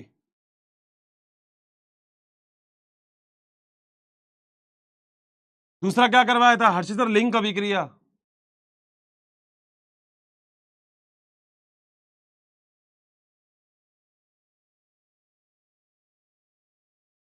लिंक अभिक्रिया से कितनी एटीपी बनी थी सर जी? लिंक अभिक्रिया से 6 एटीपी। तीसरा क्रेब्स चक्र,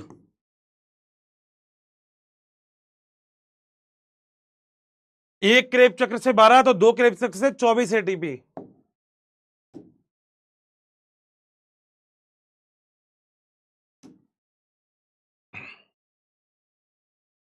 कुल एटीपी कितनी है बताओ?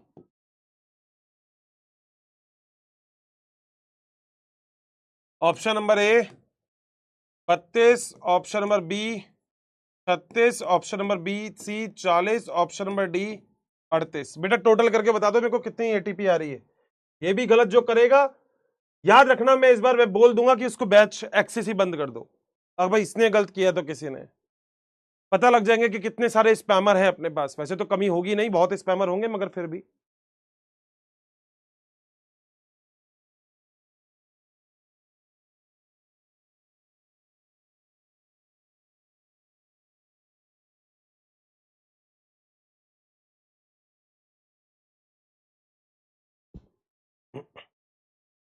है निकाल दिया होगा बेटा, इतनी तो मैथ अच्छी होगी तुम्हारी। बेटा सच में मैथ में मतलब लगे ही हुए थे क्या? बिल्कुल ही मामला ही गड़बड़ था क्या है? मैथ इतनी बेकार थी क्या बेटा? ये टोटल नहीं हो रहा, ये टोटल भी नहीं हो जाए बेटा, फिर तो मैं क्या ही बोलूं अब। ये भी नहीं हो रहा तो बेटा आओ जरा देखते हैं। मेरा आंसर तो बेटा डी आना चाहिए। अबे क्या करते हो भाई? पोल गलत हो रहे हैं या फिर सच में तुम गलत कर रहे हो? तुम्हें टोटल नहीं हो रहा क्या? हाँ? ये क्या है? ये टोटल नहीं हो रहा तुम्हें, ये टोटल कैसे करते हैं? ये भी मैं करवाऊंगा, आओ बेटा करो। बेटा 6 और 4 10, 10 और 8 18, 18 का 8, हाथ से लगी 1, 2 रे कितने होते हैं? 3, टोटल 38 एटीपी का फायदा है। अच्छा है बेटा तुमने बायोलॉजी नहीं ली, सही हो तुम, सही हो बेटा, कोई दिक्कत नहीं है, अच्छा है तुमने बायोलॉजी नहीं ली। चलो एक लाइन जो लिखवानी थी वो याद रखना, नोट इंपॉर्टेंट नोट है ये, 5,500 रुपए का। पता है क्या 5,500 रुपए कितने होते हैं? तुम्हारी तो मैथ बहुत बेकार है, तुम्हें तो ये भी नहीं पता होगा। पागल हो क्या ये यार। चलो आओ बेटा, बता देना पोल में दिक्कत हो रही है, तुमसे ही टोटल नहीं हो रहा। बेटा सच बताओ फिजिक्स में कैसे हाल चाल है तुम्हारे? 2+2 4 या 22 लिखते हो? सही से बता रहा बेटा, मैं तो आंखों में आंसू आ रहे हैं। नोट क्रेब्स चक्र के, सही से बता रहा बेटा, हैं? मुन्ना सही से बता रहा तभी। अरे कि तू, तेरे को क्या हो गया बेटा? तू तो सही चल। क्रेब्स चक्र के सभी एंजाइम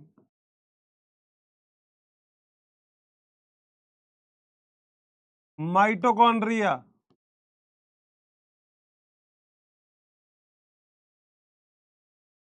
है अधात्री में उपस्थित होते हैं कि अधात्री, ध्यान रखना इंपॉर्टेंट पॉइंट है। अधात्री का मतलब होता है मैट्रिक्स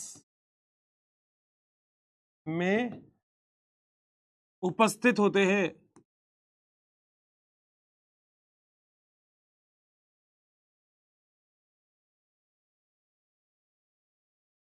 परंतु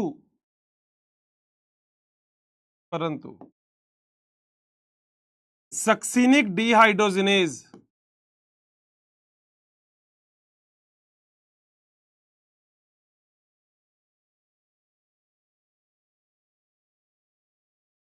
एंजाइम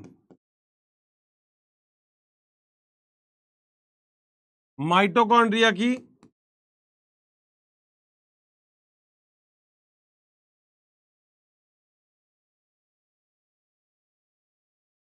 आंतरिक झिल्ली में पाए जाते हैं। नीट का बेटा क्वेश्चन बन सकता है, बहुत ही प्यारा।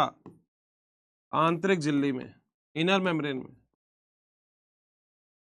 झिल्ली में उपस्थित होता है। बताओ क्या पॉइंट क्लियर है क्या?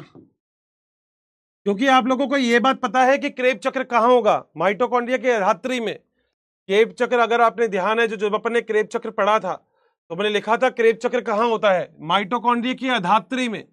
तो सारे के सारे एंजाइम तो अधात्री में मिलेंगे, मगर एक एंजाइम अधात्री में नहीं मिलता और उसका नाम होता है सक्सिनिक डिहाइड्रोजिनेज। बताओ क्या पॉइंट क्लियर है क्या? 100% मेरी बात सभी लोगों को बिल्कुल ताबड़तोड़ वाली क्लियर है। चलो, ये हो गया, अपने 3 प्रोसेस हो गए। पहला पड़ा ग्लाइकोलाइसिस, दूसरा पड़ा लिंक अभिक्रिया, तीसरा पड़ा क्रेब चक्र। ठीक है, अब एक छोटी सी पॉइंट और पढ़ा देता हूं। छोटा सा पॉइंट है, ज्यादा ज्यादा टेंशन मत लेना। एक छोटा पॉइंट है जिसे हम बोलते हैं किण्वन। सुना होगा किण्वन। किण्वन को इंग्लिश में बोलते हैं फर्मेंटेशन। दारू वारू बनती है ना। हाँ अर्शी सर, ये बड़ा इंटरेस्टिंग टॉपिक आया है, डिटेल से पढ़ाना। हाँ बेटा सही बोल रहे हो। सुनी होगी ढोला मारू, नीला ढक्कन, पीला ढक्कन, है सुना है क्या कभी? तो वो सब यही है। बोलो, समझाऊं जरा। देखो बेटा, अगर कोई भी कच्चा माल है आपके पास, कच्चे माल को बोलते हैं रॉ मटेरियल। कोई भी कच्चा माल है मान लो तुम्हारे पास, और कच्चे माल से तुम पैदा कर रहे हो उत्पाद।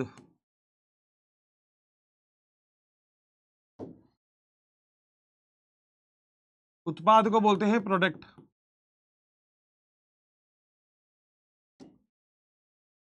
सूक्ष्म जीवों की उपस्थिति में,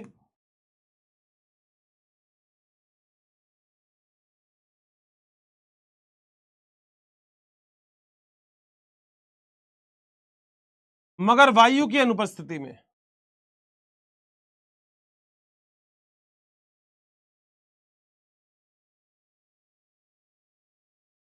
तो इसी को ही क्या कहा जाता है? किण्वन कहा जाता है।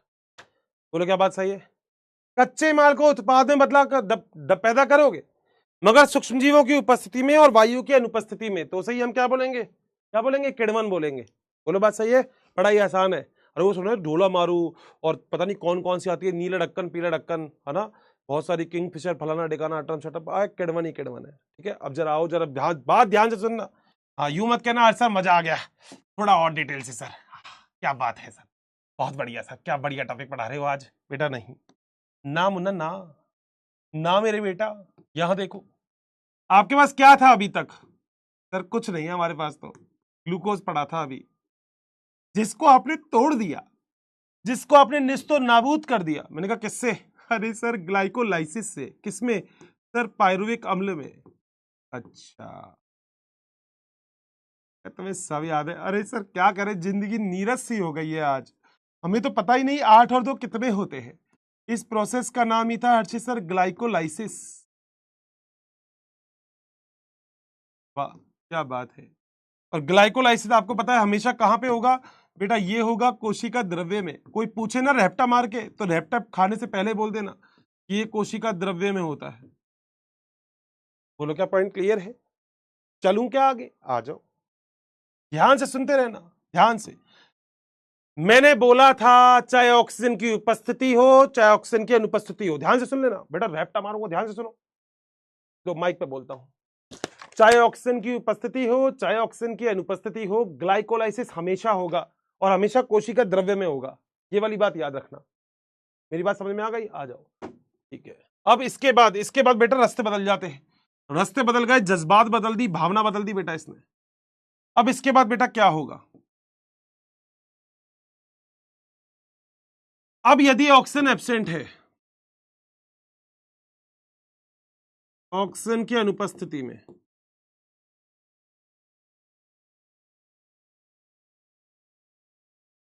बेटा दो तरीके हो सकते हैं अब कोशिका के पास। क्या? या तो लैक्टिक एसिड किण्वन होगा, या तो एक तरीका है लैक्टिक एसिड का किण्वन, लैक्टिक अम्ल, लैक्टिक अम्ल किण्वन, या तो ये तरीका, या फिर मेरे प्यारों दूसरा तरीका और हो सकता है। वो क्या? वो है इथेनॉल का किण्वन। इथेनॉल, ये वही है दोस्तों जो तुम समझ रहे हो। बोलो बात सही है? और ये दोनों की दोनों चीजें जो होती है ये हमेशा होती है अवायवीय श्वसन में। याद रखना, ये दोनों की दोनों चीजों कहां होती है? अवायवीय श्वसन।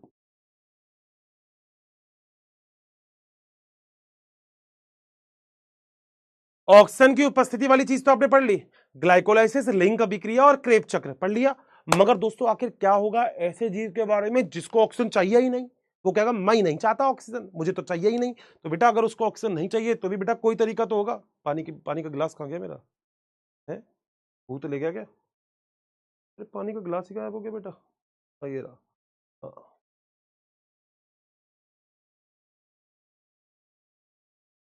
बताओ, क्या यहां तक पॉइंट क्लियर है? ठीक है। तो दो तरीके हो सकते हैं, या तो वो लैक्टिक एसिड का करेगा या फिर वो क्या करेगा? इथेनॉल करेगा। बोलो बात सही है? तो पहला कर लेते हैं हम, पहला लैक्टिक एसिड किण्वन, लैक्टिक अम्ल किण्वन।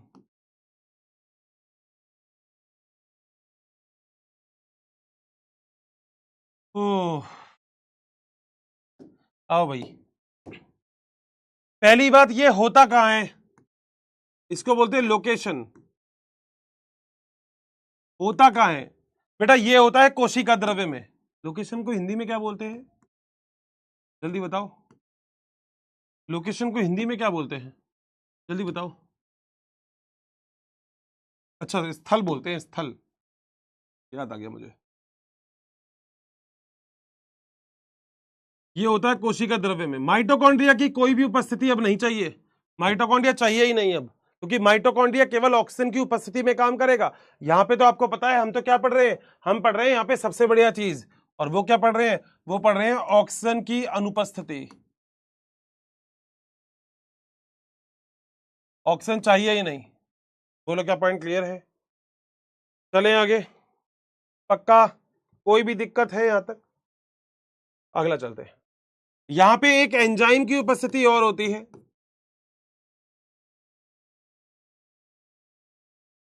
जिस एंजाइम का नाम होता है लैक्टेट डिहाइड्रोजिनेज। Lactate dehydrogenase. हर एक पॉइंट में नीट का क्वेश्चन छुपा हुआ है, हर एक पॉइंट में। यहां पे कच्चा माल भी चाहिए होगा बेटा, तभी तो बनाओगे उत्पाद। तो कच्चा माल यानी कि रॉ मटेरियल चाहिए होगा आपको। और यहां पे कच्चा माल जो आपको चाहिए होता है वो क्या है? वो है पायरुविक अम्ल। बोलो बात सही है क्या? क्योंकि पायरुविक अम्ल तो देखो आपको बनाना ही बनाना है, इसके बिना तो काम ही नहीं होगा, कच्चा माल तो चाहिए ही चाहिए। तो ये है पायरुविक अम्ल। अरे बोलो ना, सो गए क्या? है? सो गए? क्या हो गया? उत्पाद क्या बनेगा? लैक्टिक अम्ल। अरे बोलो भाई, क्या हो गया बाबू?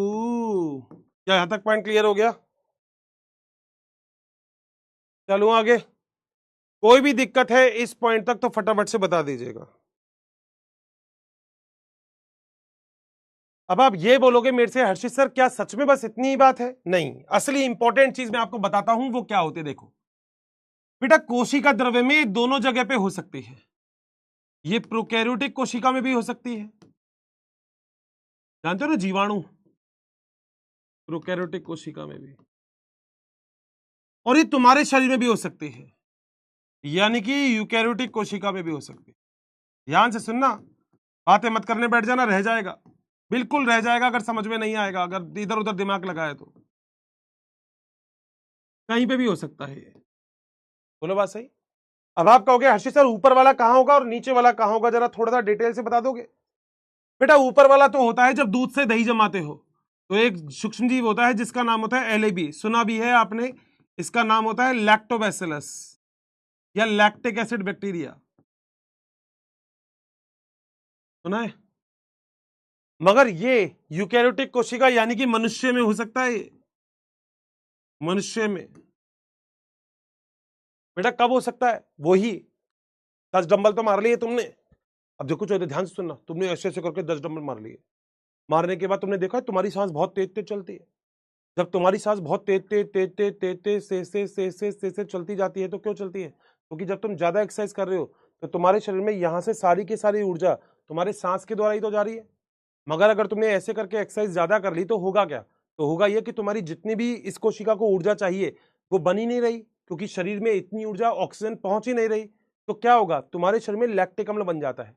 कई बार ऐसा होता है ना, जब ज्यादा जिम कर लेते हैं तो हम ये कहते हैं यार थोड़ा सा हाथ मुड़ गया, पता नहीं क्या चक्कर हो गया, बाइटा सा आ गया, वो सब कुछ, तो वो यही चीज होती है।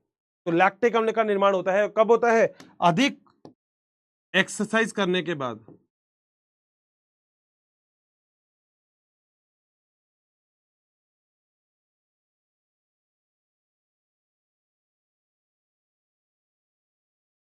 बताओ क्या पॉइंट क्लियर है क्या? पहली बात तो मैंने पहली चीज बता दी है आपको, क्या मैंने पहली चीज आपको ये बताई है कि किण्वन क्या होता है? फर्मेंटेशन, यानी कि जब भी कभी भी कच्चा माल जो होता है आप उसको किसके अंदर बदल देते हो? उत्पाद में, तो उसे हम किण्वन बोलते हैं। मगर डेफिनेशन क्या है? सूक्ष्म जीव, यानी कि जीवाणु कुछ भी हो सकता है, उसकी उपस्थिति, मगर ऑक्सीजन नहीं होनी चाहिए, याद रखना, ऑक्सीजन एब्सेंट होनी चाहिए, ऑक्सीजन नहीं होने चाहिए। एक प्रोसेस तो हमेशा चलेगा, ग्लाइकोलाइसिस, यानी कि ग्लूकोज से पायरुविक अम्ल तो बनाना ही बनाना है। उसके बाद दो चीज, या तो लैक्टिक अम्ल का किण्वन कर लोगे या फिर इथेनॉल बना लोगे। तो पहला तो मैंने आपको बना दिया लैक्टिक अम्ल का कैसे निर्माण होता है। बताओ क्या पॉइंट क्लियर है क्या? चैट बॉक्स ओपन कर रहा हूं, बता दो क्या डन है क्या, जल्दी से।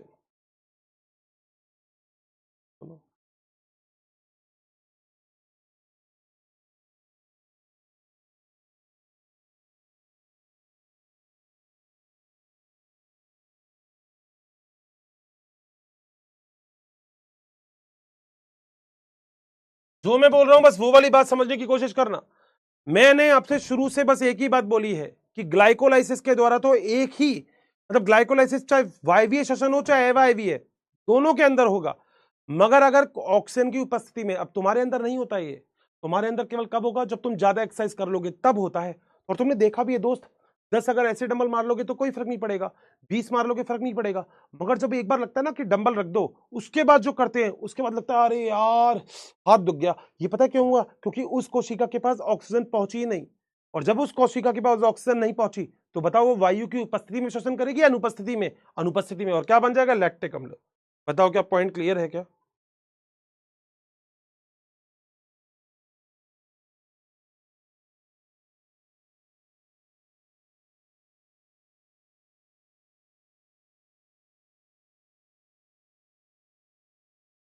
चलें आगे, पक्का?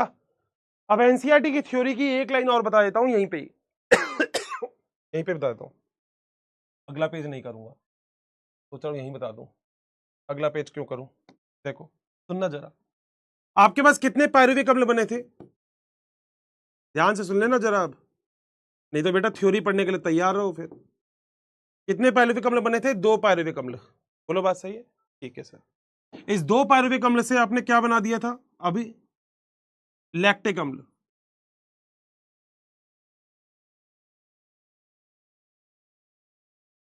बोलो बात सही है? कौन सा एंजाइम? एंजाइम ये रहा, लैक्टेट डिहाइड्रोजनेज, शॉर्ट फॉर्म लिख देता हूं तो तुम्हें दिक्कत नहीं होगी। सही है? मगर इस पूरी की पूरी अभिक्रिया में दोस्तों एक छोटा सा पंगा होता है, पता है क्या? यहां पे आप 2 NADH2 यूज करते हो, NAD, यानी कि आपने यूज किया हो, उपयोग किया है, उपयोग। एक छोटी सी बात पूछ लूं, अब तो बेटा गलत मत बताना, अब गलत मत बताना। अब देखो, सुनोगे तो समझ में आएगा भाई, मैं रटा नहीं पाऊंगा। अगर कोई भी कोशिका लैक्टिक अम्ल बना रही है तो क्या वो ग्लाइकोलाइसिस कर रही है? हाँ सर। ग्लाइकोलाइसिस के दौरान कितनी एटीपी का निर्माण हो जाता है? जो फायदा है सर 8 एटीपी का। ठीक है, अब ये कोशिका वायवीय में गई है अवायवीय में? सर अवायवीय में, ऑक्सीजन की अनुपस्थिति में। तो फिर ये कोशिका अब कहां गई? लैक्टिक अम्ल में। बोलो बात सही है। जब कोई भी पायरुविक अम्ल को लैक्टिक अम्ल बनाना होता है, ध्यान से सुनना, जब कोई भी पायरुविक अम्ल को लैक्टिक अम्ल बनाना होता है तो एक पायरुविक अम्ल के लिए, ध्यान से सुनना प्लीज, एक पायरुविक अम्ल के लिए एक NADH2। मगर आपके पास कितने पायरुविक अम्ल बनते हैं एक ग्लूकोज से? 2 पायरुविक अम्ल। तो 2 पायरुविक अम्ल के लिए कितनी NADH2? 2 NADH2। लो लगा दी।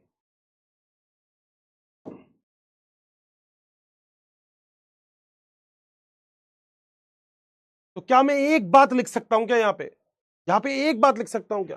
ग्लाइकोलाइसिस से कितनी एटीपी का फायदा हुआ? 8 का। 8 में से कितनी एटीपी गई? 6, क्योंकि एक में होती 3, 3 दूनी कितनी होती? 6, -6 बराबर 2 एटीपी। तो क्या मैं आपसे बोल सकता हूं कि किण्वन के द्वारा केवल 2 एटीपी का फायदा हो रहा है? तभी दोस्तों याद रखना, दारू पीने के बाद ऊर्जा नहीं आती। आदमी ऐसे ऐसे घूमता, ज्यादा नहीं बोलने का, मगर बेटा उससे ऊर्जा नहीं आ रही उसको। दारू पीने के बाद ऊर्जा नहीं आती, ये वाली बात याद रखना। केवल और केवल क्यों? क्योंकि उसको 2 ही एटीपी मिल रही है, बस 2 एटीपी, बाकी तो उसने सब लगा दी।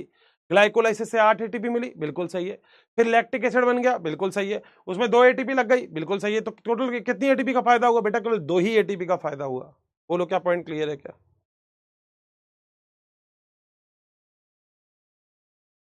पक्का?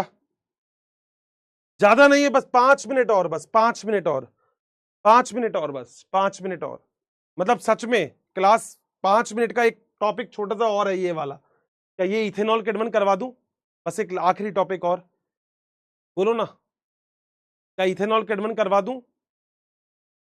जल्दी चैट बॉक्स में बताओ, क्या इथेनॉल केडमन करवा दूं? एक आखिरी टॉपिक, चैट बॉक्स ओपन है तुम्हारा। बोर हो गए क्या आज? ऐसे मत कहना यार, मतलब तुम्हारे लिए इंतजार करते रहता हूँ, मुझे तो थोड़ी बहुत क्लास भी खाली मिलती है, मैं ले लेता हूँ। मैं तो कहता हूँ अब,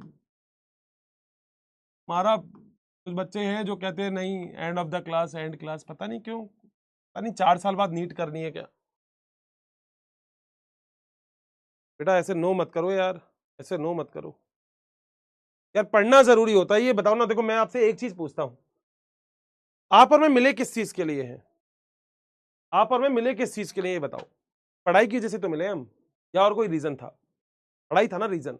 तो फिर, तो फिर अब वो रीजन था, फिर भी आपको लग रहा है अगर ऐसा, तो बताओ मैं क्या कहूं? स्थल, लोकेशन, बेटा आप अपना फायदा खुद समझ सकते हो। ये है कोशिका द्रव्य में।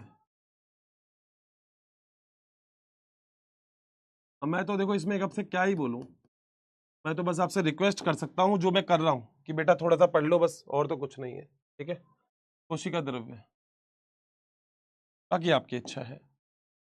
चलो, बच्चे पता नहीं है ऐसे। बताओ जरा, कंटिन्यू करूं ना क्लास?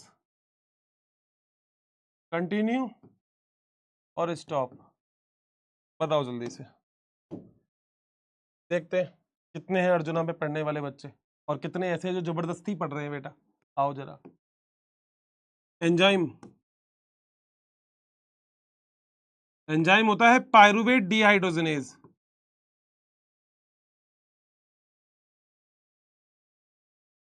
मुझे नहीं पता और कौन सा टीचर आपको इतने अच्छे से पढ़ाता है एनसीईआरटी, बट मैं कोशिश करता हूं मैं एनसीईआरटी भी पढ़ाऊं।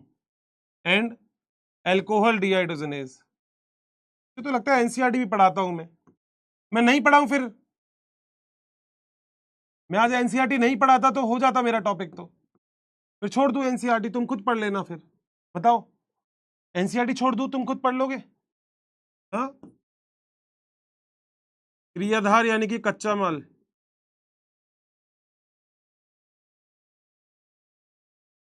बताइए आपको क्या होगा?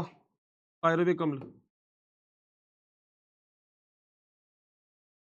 बता दो मेरे को, सच में। मतलब ये 2 4 5 बच्चे end of the class end of the class कहते हैं, मुझे पता नहीं लगता कि क्यों कहते हैं। ये कहाँ गया भाई? पोल ही गायब हो गया। लो, पोल ही गायब हो गया। पता ही नहीं पोल ही कहाँ गया मेरा तो। हाँ, पोल कहाँ गया भाई? भाई 89% ने सपोर्ट किया है भाई, थैंक यू सो मच भाई। 9% तुम्हें नहीं पढ़ना होगा, कोई बात नहीं, तुम जा सकते हो, कोई दिक्कत नहीं। मगर मैं 9% वालों से एक रिक्वेस्ट करूंगा, सपना जो घर वालों ने देखा है ना, लिटरली देखा होगा डॉक्टर बनने का, प्लीज भाई और झेल लो। शायद 2 2.5 महीने और झेल लोगे तो मेरा कोर्स कंप्लीट हो जाएगा, तुम्हारा अच्छे से कंप्लीट हो जाएगा। फिर 12वीं में पता नहीं यार मैं पढ़ाऊंगा कौन पढ़ाएगा, मतलब ये भी नहीं पता ना। 12वीं में क्या पता तुम मुझसे अच्छा है, 9% बच्चे नहीं पढ़ना चाहते ना मुझसे, अभी कह रहे हैं एंड ऑफ द क्लास, तो क्या पता अगली बार अब तुम मेरे से पढ़ो ही नहीं, मैं किसी और बैच में पढ़ाऊँ। बट लिटरली अगर तुम ये चाहते हो तो तुम मेरे को बता देना। मतलब कि लगता है ना यार तुमको, अब आप ये मत कहना अर्षित सर आप बुरा क्यों मानते हो। बेटा आपको ही पता होगा बुरा क्यों लगता है, पता है ना। उत्पाद क्या हो रहा है, प्रोडक्ट क्या बनता है, इथेनॉल प्लस CO2। बोलो बात सही। यहाँ पे कोशिका द्रव्य में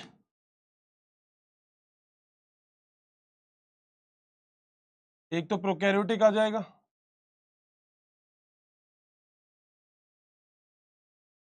और पता है ये बच्चे कौन से हैं, ये बच्चे वो हैं जिनको सच में थ्योरी पढ़नी है। इनको लगता है पता नहीं ये टीचर समझाता क्यों है, एनसीईआरटी क्यों पढ़ाता है। अच्छा बताओ मेरे को सच में एनसीईआरटी नहीं पढ़ाऊं, एनसीईआरटी पढ़ाऊं? A yes, B no, clear कर दो बेटा। आज मैं नहीं पढ़ाऊंगा, पक्का बोल रहा हूं मैं, फिर एनसीईआरटी नहीं पढ़ाऊंगा। देखता हूं वो लड़के को आज मैं हाईलाइट भी करूंगा सच में, मतलब मुझे लगता है मैं छोड़ देता हूं हमेशा, बट मुझे लगता है नहीं छोड़ना चाहिए। प्रोकैरियोटिक का मतलब कुछ जीवाणु में,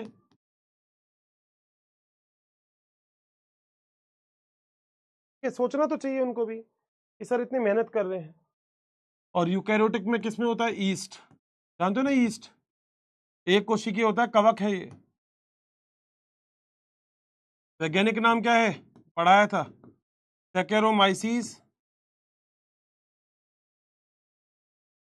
सर्विसी। मैं भी आज पूछना चाहता हूँ ये वाली चीज कि मैं सच में एनसीईआरटी पढ़ाऊं या नहीं पढ़ाऊं, अब से मैं भी एनसीईआरटी छोड़ देता हूँ, फिर मैं भी एनसीईआरटी छोड़ दूंगा। क्यों, क्या कहते हो, सही बात है ना। वो भी नहीं चाहते यार कि एनसीईआरटी पढ़ाएं अर्षित सर, भी देख लेते हैं। लो, बी वाले देखता हूँ, ए वाले तो छोड़ो। ये देखो बेटा 3% में देखो कौन कौन से हैं, इसे बेटा वीडियो कॉल कर ही लेते हैं एक बार, क्या कहते हो, सही बात है ना। वीडियो कॉल की जाए इनको, वीडियो कॉल आ रहा है क्या कॉल? अरशद चौधरी, संचित, संचिता यादव, रोशनी पटेल, बहुत बढ़िया बेटा। आप भी बेटा नाम तो देख लो इनके, डॉक्टर चेतन जांगिड़, प्रियंका राज, सोनाली कुमारी, अश्नीन सिंह, नंदिनी चौरसिया, अंकित कुमार, डॉक्टर अवधेश सोनी, ऐसे बहुत सारे हैं। मगर 96 और ये नीचे वाले मिला दोगे तो लगभग 96.5 इतने बच्चे तो कह रहे हैं कि सर एनसीईआरटी पढ़ाओ। मगर ये देख लो बेटे, नाम देख लो, ये मना कर रहे हैं कि एनसीईआरटी पढ़ाने की जरूरत ही नहीं है, हम अपने आप ही कर लेंगे। बताओ क्या किया जाए, बताओ इनका। मतलब टीचर मेहनत नहीं करे तो बोलने में भी आता है ना। हाँ भाई अरशद नहीं पढ़ाऊं एनसीईआरटी, आ गया ये तो। अरशद क्या हाल है? अरशद माइक ऑन करो, माइक ऑन करो, अपना माइक ऑन करो, माइक माइक ऑन करो, माइक ऑन करो दोस्त, mic mic mic mic on करो, माइक।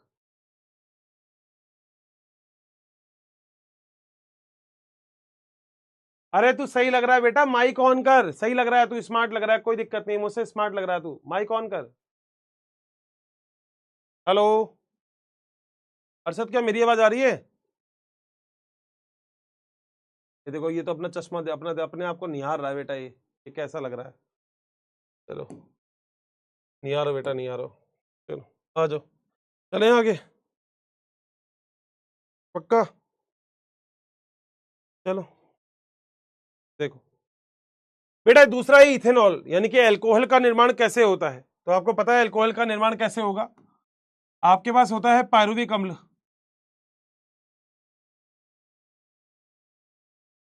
था पायरुविक अम्ल, सर बिल्कुल था पायरुविक अम्ल। पायरुविक अम्ल से क्या बना था बताओ। पायरुविक अम्ल से आप बनाओगे एसिटाल्डिहाइड।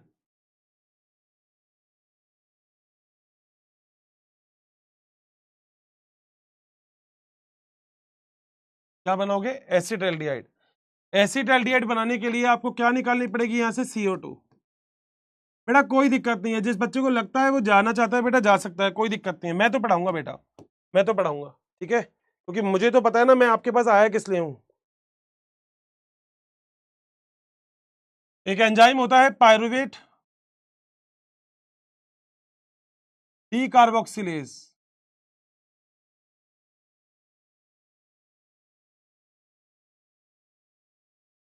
बोलो बात सही है। अब ये जो एसिटाल्डिहाइड है ये आगे जाके बदल देता है इथेनॉल।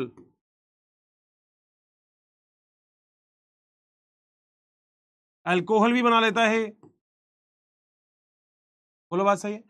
और यहां पर अगर आप देखो तो एक एंजाइम आता है जिस एंजाइम का नाम होता है अल्कोहल डिहाइड्रोजनेज।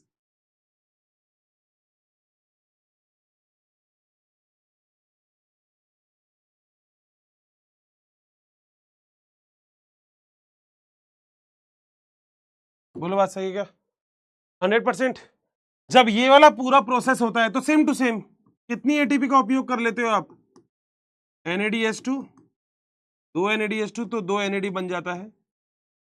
तो कितनी एटीपी का उपयोग कर लिया है? वही 6 एटीपी का। तो आपको पता है एग्जैक्टली कितनी एटीपी का फायदा हुआ आपको? 8 - 6 बराबर वही 2 एटीपी। तभी मैं बोल रहा था अल्कोहल से भी आपको ऊर्जा नहीं मिलती, ये वाली बात याद रखना। अल्कोहल से भी आपको ऊर्जा नहीं मिल रही, अल्कोहल से बस माइंड थोड़ा सा डिस्टर्ब हो जाता है, सेट हो जाता है, जो भी है, मगर आपको ऊर्जा नहीं मिल रही। बोलो बात सही है। बेटा आपको पता है अल्कोहल के लिए आप लोग ईस्ट का उपयोग करते हो, किसका? ईस्ट का। मगर अगर कभी भी बायोलॉजी ये कहती है कि जहां पे भी आप ईस्ट बना रहे हो, मतलब अल्कोहल बना रहे हो, मान लो इसमें अल्कोहल है, ये अल्कोहल है, ये बना रहे हो, अगर 13% से ऊपर अल्कोहल बन, ध्यान से सुनना मेरी लाइन, एनसीईआरटी की, कंफ्यूज हो जाओगे फिर। मैं अल्कोहल बनाने के लिए कौन सा सूक्ष्मजीव उपयोग करूंगा? हर्षितर, ईस्ट। बोलो बात सही है। अब अगर इस बोतल के अंदर मैंने ईस्ट डाल दी और इस बोतल में अल्कोहल बन रहा है, अगर 13% से ऊपर इसके अंदर अल्कोहल बन गया, ध्यान देना, अगर इसमें मान लो 13% से ऊपर अल्कोहल बन गया तो दोस्तों वो ईस्ट के लिए ही हानिकारक होता है। देखो लिख रहा हूं ये वाला पॉइंट,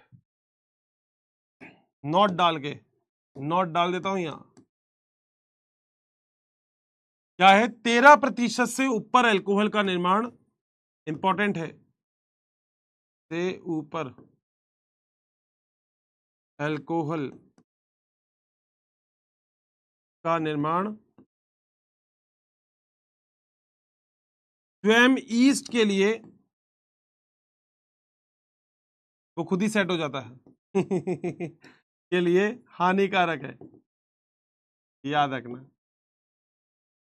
यानी कि अगर कभी भी 13% से ऊपर अल्कोहल बन जाएगा, कभी भी 13% से ऊपर, तो आप बोलोगे हर्षित सर ये तो ईस्ट के खुद के लिए हानिकारक है, ईस्ट खुद ही टेंशन में आ जाएगा कि भाई साहब ज्यादा अल्कोहल बन गई। 13% से ऊपर, तुमने देखा है दारू की जो बोतल होती है ना उसके ऊपर 6V/V ऐसे लिखा होता है, जैसे बियर के ऊपर या किसी के ऊपर भी 6V/V, 8V/V, 8 क्या लिखा होता है? 6V/V, 8V/V, या फिर लिखा होता है 42V/V, ये लिखा होता है 48V/V। इसका मतलब क्या होता है? इसका मतलब होता है 1 लीटर के अंदर अगर 6 लिखा हुआ है तो 6 ml, यानी कि अगर ये 100 ml है तो 100 ml में 6 ml आपके पास क्या है? अल्कोहल है। अगर होता है 8 तो 8 ml अल्कोहल है।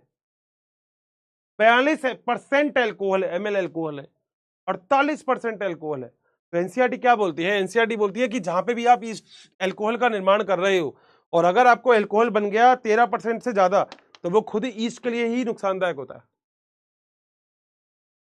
बताओ डन है? पॉइंट क्लियर है? पक्का? आज दोस्तों मजा आ गया, मतलब मेरे को तो पढ़ाने में मजा आ गया लिटरली। आज हमने सबसे पहले तो एनसीईआरटी पढ़ी, फिर हमने पढ़ा Krebs cycle, oh citric acid is a silly stupid funny molecule. हमें पता लगा कि एक एसिटाइल कोएंजाइम में से ये चक्र एक बार चलेगा तो 12 एटीपी बनेगी, जब दूसरा एसिटाइल कोएंजाइम में होगा तो एक चक्र और चलेगा तो टोटल मिला के 24 एटीपी का निर्माण हो जाएगा। कितनी एटीपी का? 24 एटीपी टोटल। अगर देखा जाए तो ग्लाइकोलाइसिस के द्वारा 8 एटीपी बनी, लिंक अभिक्रिया के द्वारा 6 एटीपी बनी, क्रेब चक्र के द्वारा 24 एटीपी बनी, तो कुल एटीपी कितनी बनती है? 38 एटीपी बनती है। बताओ क्या पॉइंट क्लियर? आगे क्रेब चक्र के सारे एंजाइम माइटोकॉन्ड्रिया के धात्री में होते हैं, मगर एक एंजाइम अधात्री में नहीं होते, वो माइटोकॉन्ड्रिया की आंतरिक झिल्ली में होते हैं। किडवन जब कभी भी आप ऑक्सीजन की अनुपस्थिति में काम करते हो तो वो किण्वन कहलाता है, मगर यहाँ पे सूक्ष्मजीव होने चाहिए। कोई भी अभिक्रिया हो, चाहे ऑक्सीजन की उपस्थिति में चाहे अनुपस्थिति में, ग्लाइकोलाइसिस तो होगा ही होगा, यानी कि 8 एटीपी तो बन गई। उसके बाद दो तरीके, या तो ये बनेगा या ये बनेगा। सबसे पहले एनसीईआरटी बोलती है लैक्टिक अम्ल का निर्माण तो टोटल 8 एटीपी तो बन गई थी ग्लाइकोलाइसिस से, मगर यहां पे 6 एटीपी का यूज हो गया, 6 एटीपी, 2 एटीपी बच गए। सही बात है। तो यहां पे किण्वन के द्वारा केवल 2 ही एटीपी का फायदा हो रहा है, एनर्जी बनी नहीं रही ज्यादा। ठीक है, अगला ये रहा इथेनॉल का निर्माण। ईस्ट के अंदर होता है, यूकैरियोटिक होता है, ईस्ट तो कवक होता है। ठीक है, अब यहां पे भी सेम टू सेम प्रोसेस, वही 2 एटीपी का यहां पे भी फायदा। मगर याद रखना, कहीं पे भी अगर आप अल्कोहल बना रहे हो और अगर अल्कोहल ज्यादा हो गई तो आपको पता है कितना, 13%। नीट के अंदर आने लायक चीज है ये, नीट के अंदर, नीट में आने लायक चीज है ये। बोलो क्या डन है? 2 मिनट और लूंगा, फटाफट से मुझे ये सारे के सारे क्वेश्चनों के आंसर बता दो, क्योंकि तुम घर पे तो करोगे नहीं करोगे पता नहीं। बताओ, ग्लाइकोलाइसिस में एटीपी का किसके द्वारा? आज ही एनसीईआरटी पढ़ी थी, आज ही एनसीईआरटी पढ़ी अभी अभी।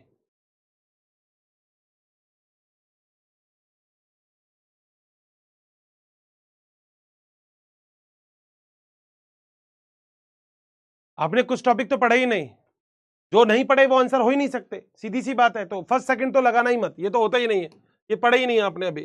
जो नहीं पढ़ा उसको आंसर क्यों लगाते हो? ये तो गलत है।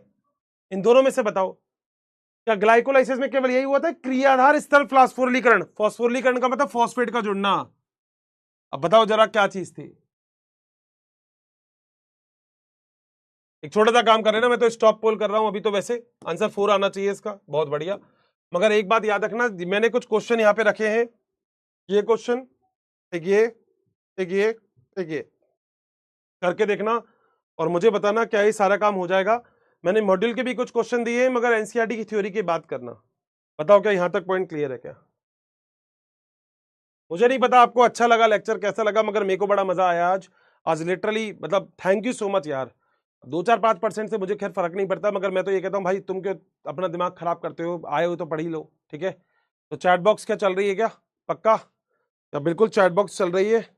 हाँ, बहुत बढ़िया, चैट बॉक्स चलनी चाहिए। तो थैंक यू सो मच, बहुत सारा प्यार, बहुत सारा प्यार। ये आज कर लो, मैं अगले लेक्चर में करवा दूंगा। ठीक है, अगले लेक्चर में करवा दूंगा, पक्का से करवा दूंगा, पक्के से। अच्छा, जिस बच्चे को जाना है वो अभी जा सकता है। मैं तो 2-4-5 को वीडियो कॉल कर देता हूँ, देखता हूँ कोई उठाता है तो वीडियो कॉल 2-4-5 को कर दिया है। जिसका आज हैप्पी बर्थडे है उसको हैप्पी बर्थडे टू यू। बहुत सारा प्यार आप लोगों को, जल्दी से बता दो या फटाफट से सारे के सारे लोग आ गए हैं जल्दी से।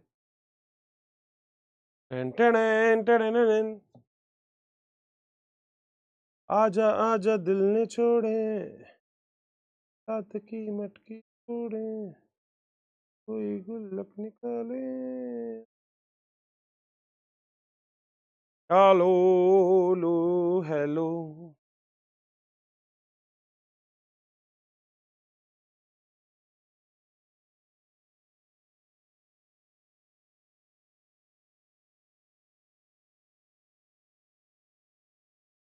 हाय विवेक, कैसे हो? विवेक जी क्या हाल चाल? हेलो विवेक जी, कैसे हो? बहुत बढ़िया बेटा, आवाज ही नहीं आती तुम्हारी, बताओ मैं कैसे बात करूं तुमसे, तुम्हारी आवाज ही नहीं आती। चलो इसी बात पे एक प्यारा सा शेर अर्ज कर दिया जाए। इरशाद बोलो बेटा, एक शेर अर्ज कर रहा हूं। तो अर्ज किया है कि तुम नहीं दिल में मगर तेरा नशा बाकी है, कि तुम नहीं दिल में मगर तेरा नशा बाकी है, कि बुझ गई आग मोहब्बत की मगर धुआं बाकी है। दोस्तों अर्ज किया है कि तुम नहीं दिल में मगर तेरा नशा बाकी है, कि बुझ गई आग मोहब्बत की मगर धुआं बाकी है। कि और मैं बेवफा होने से परेशान नहीं, और मैं तेरे बेवफा होने से परेशान नहीं, दिल लगाने को तो अभी सारा जहां बाकी है। तो थैंक यू सो मच, बहुत सारा प्यार आप लोगों को। तो इजाजत दीजिएगा कि, और एक तो मतलब बड़ा पुराना शेर था जो मेरे ख्याल से मैंने आपको कई बार बोला भी था, दिल टूटने पे कई बार बोल देते हैं। ये अर्ज किया है कि तेरे जाने के बाद जो मैं रह जाऊंगा, कि तेरे जाने के बाद जो मैं रह जाऊंगा वो मुझसे तो नहीं संभलता, कि तेरे जाने के बाद जो मैं रह जाऊंगा वो मुझसे तो नहीं संभलता, इसलिए पत्थर कर लिया है इस दिल को जो अब किसी के लिए नहीं पिघलता। तो थैंक यू सो मच, बहुत सारा प्यार आप लोगों को, बहुत सारा प्यार। बस सिलेक्शन हो जाए तुम्हारा बहुत जल्दी से, और शायद मेरी मेहनत काम आएगी। और बताना जरा एनसीईआरटी पढ़ते हुए आज सच में मजा आया क्या, जो अपन ने स्टार्टिंग में एनसीईआरटी पढ़ी। बाकी एनसीईआरटी अपन पढ़ेंगे अगले वाले लेक्चर में, तो टेंशन बिल्कुल मत लेना, आप भी एनसीईआरटी पढ़ सकते हो। बाकी मैं अभी आपको एनसीईआरटी पढ़ाऊंगा। टॉपिक मैंने आपको बता दिया था कि क्या क्या आने वाला है। जितना आज तक अपना हो गया ये सारा आएगा। ग्लाइकोलाइसिस आएगा, लिंक अभिक्रिया आएगा, क्रेब चक्र आएगा और किण्वन आएगा, जहां तक आज हुआ है। तो एनसीईआरटी भी पढ़ेंगे, क्वेश्चन आंसर भी करेंगे। आज वाले क्वेश्चन आंसर भी आप लोग कर सकते हैं, बाकी अगली क्लास में मैं आज वाले क्वेश्चन आंसर भी आपको करवा दूंगा। ठीक है, तो मेरे ख्याल से सब लोग मस्त हैं, जबरदस्त हैं। थैंक यू सो मच, बहुत सारा प्यार। और बोर तो मैंने बिल्कुल नहीं किया होगा, मुझे ऐसा लगता है। और अगली बार थोड़े बहुत बोर हो गए तो अगली बार और थोड़ा सा मजे करेंगे। तो बाय बाय, टेक केयर, बहुत सारा प्यार। अच्छा, इंस्टाग्राम पे मत पूछा करो किस नाम से आईडी है, अपने आप ढूंढ लो, मिल जाती है, नाम से मिल जाती है, ठीक है। मगर वहां पे डाउट मत पूछा करो, वो बस जगह इसलिए कि मेरा आपका कभी मिलना जुलना हो जाएगा, दैट इज अ रीजन। ठीक है ना। तो थैंक यू सो मच, बहुत सारा प्यार। स्पेस मत लगाना हर्षित ठाकुरिया के बीच में, ठीक है, तब मिल जाएगा। तो बहुत सारा प्यार, love you all, bye bye, take care. Botany rocks, botany सच में, तब मैंने बोला था ना मैं प्यार करवा दूंगा इस सब्जेक्ट से, सच में बहुत प्यारा है। और पता है प्यारा कौन है, प्यारे तुम प्यारे हो। तुम इतने शिद्दत से पढ़ते हो ना, 1-2% बच्चों को छोड़ के, वो पता नहीं क्यों नहीं पढ़ते, बट वो भी सीख जाएंगे। उनको भी लगेगा कि नहीं सर मेहनत कर रहे हैं तो हमें भी मेहनत करनी चाहिए। ठीक है, bye bye, take care, bye bye.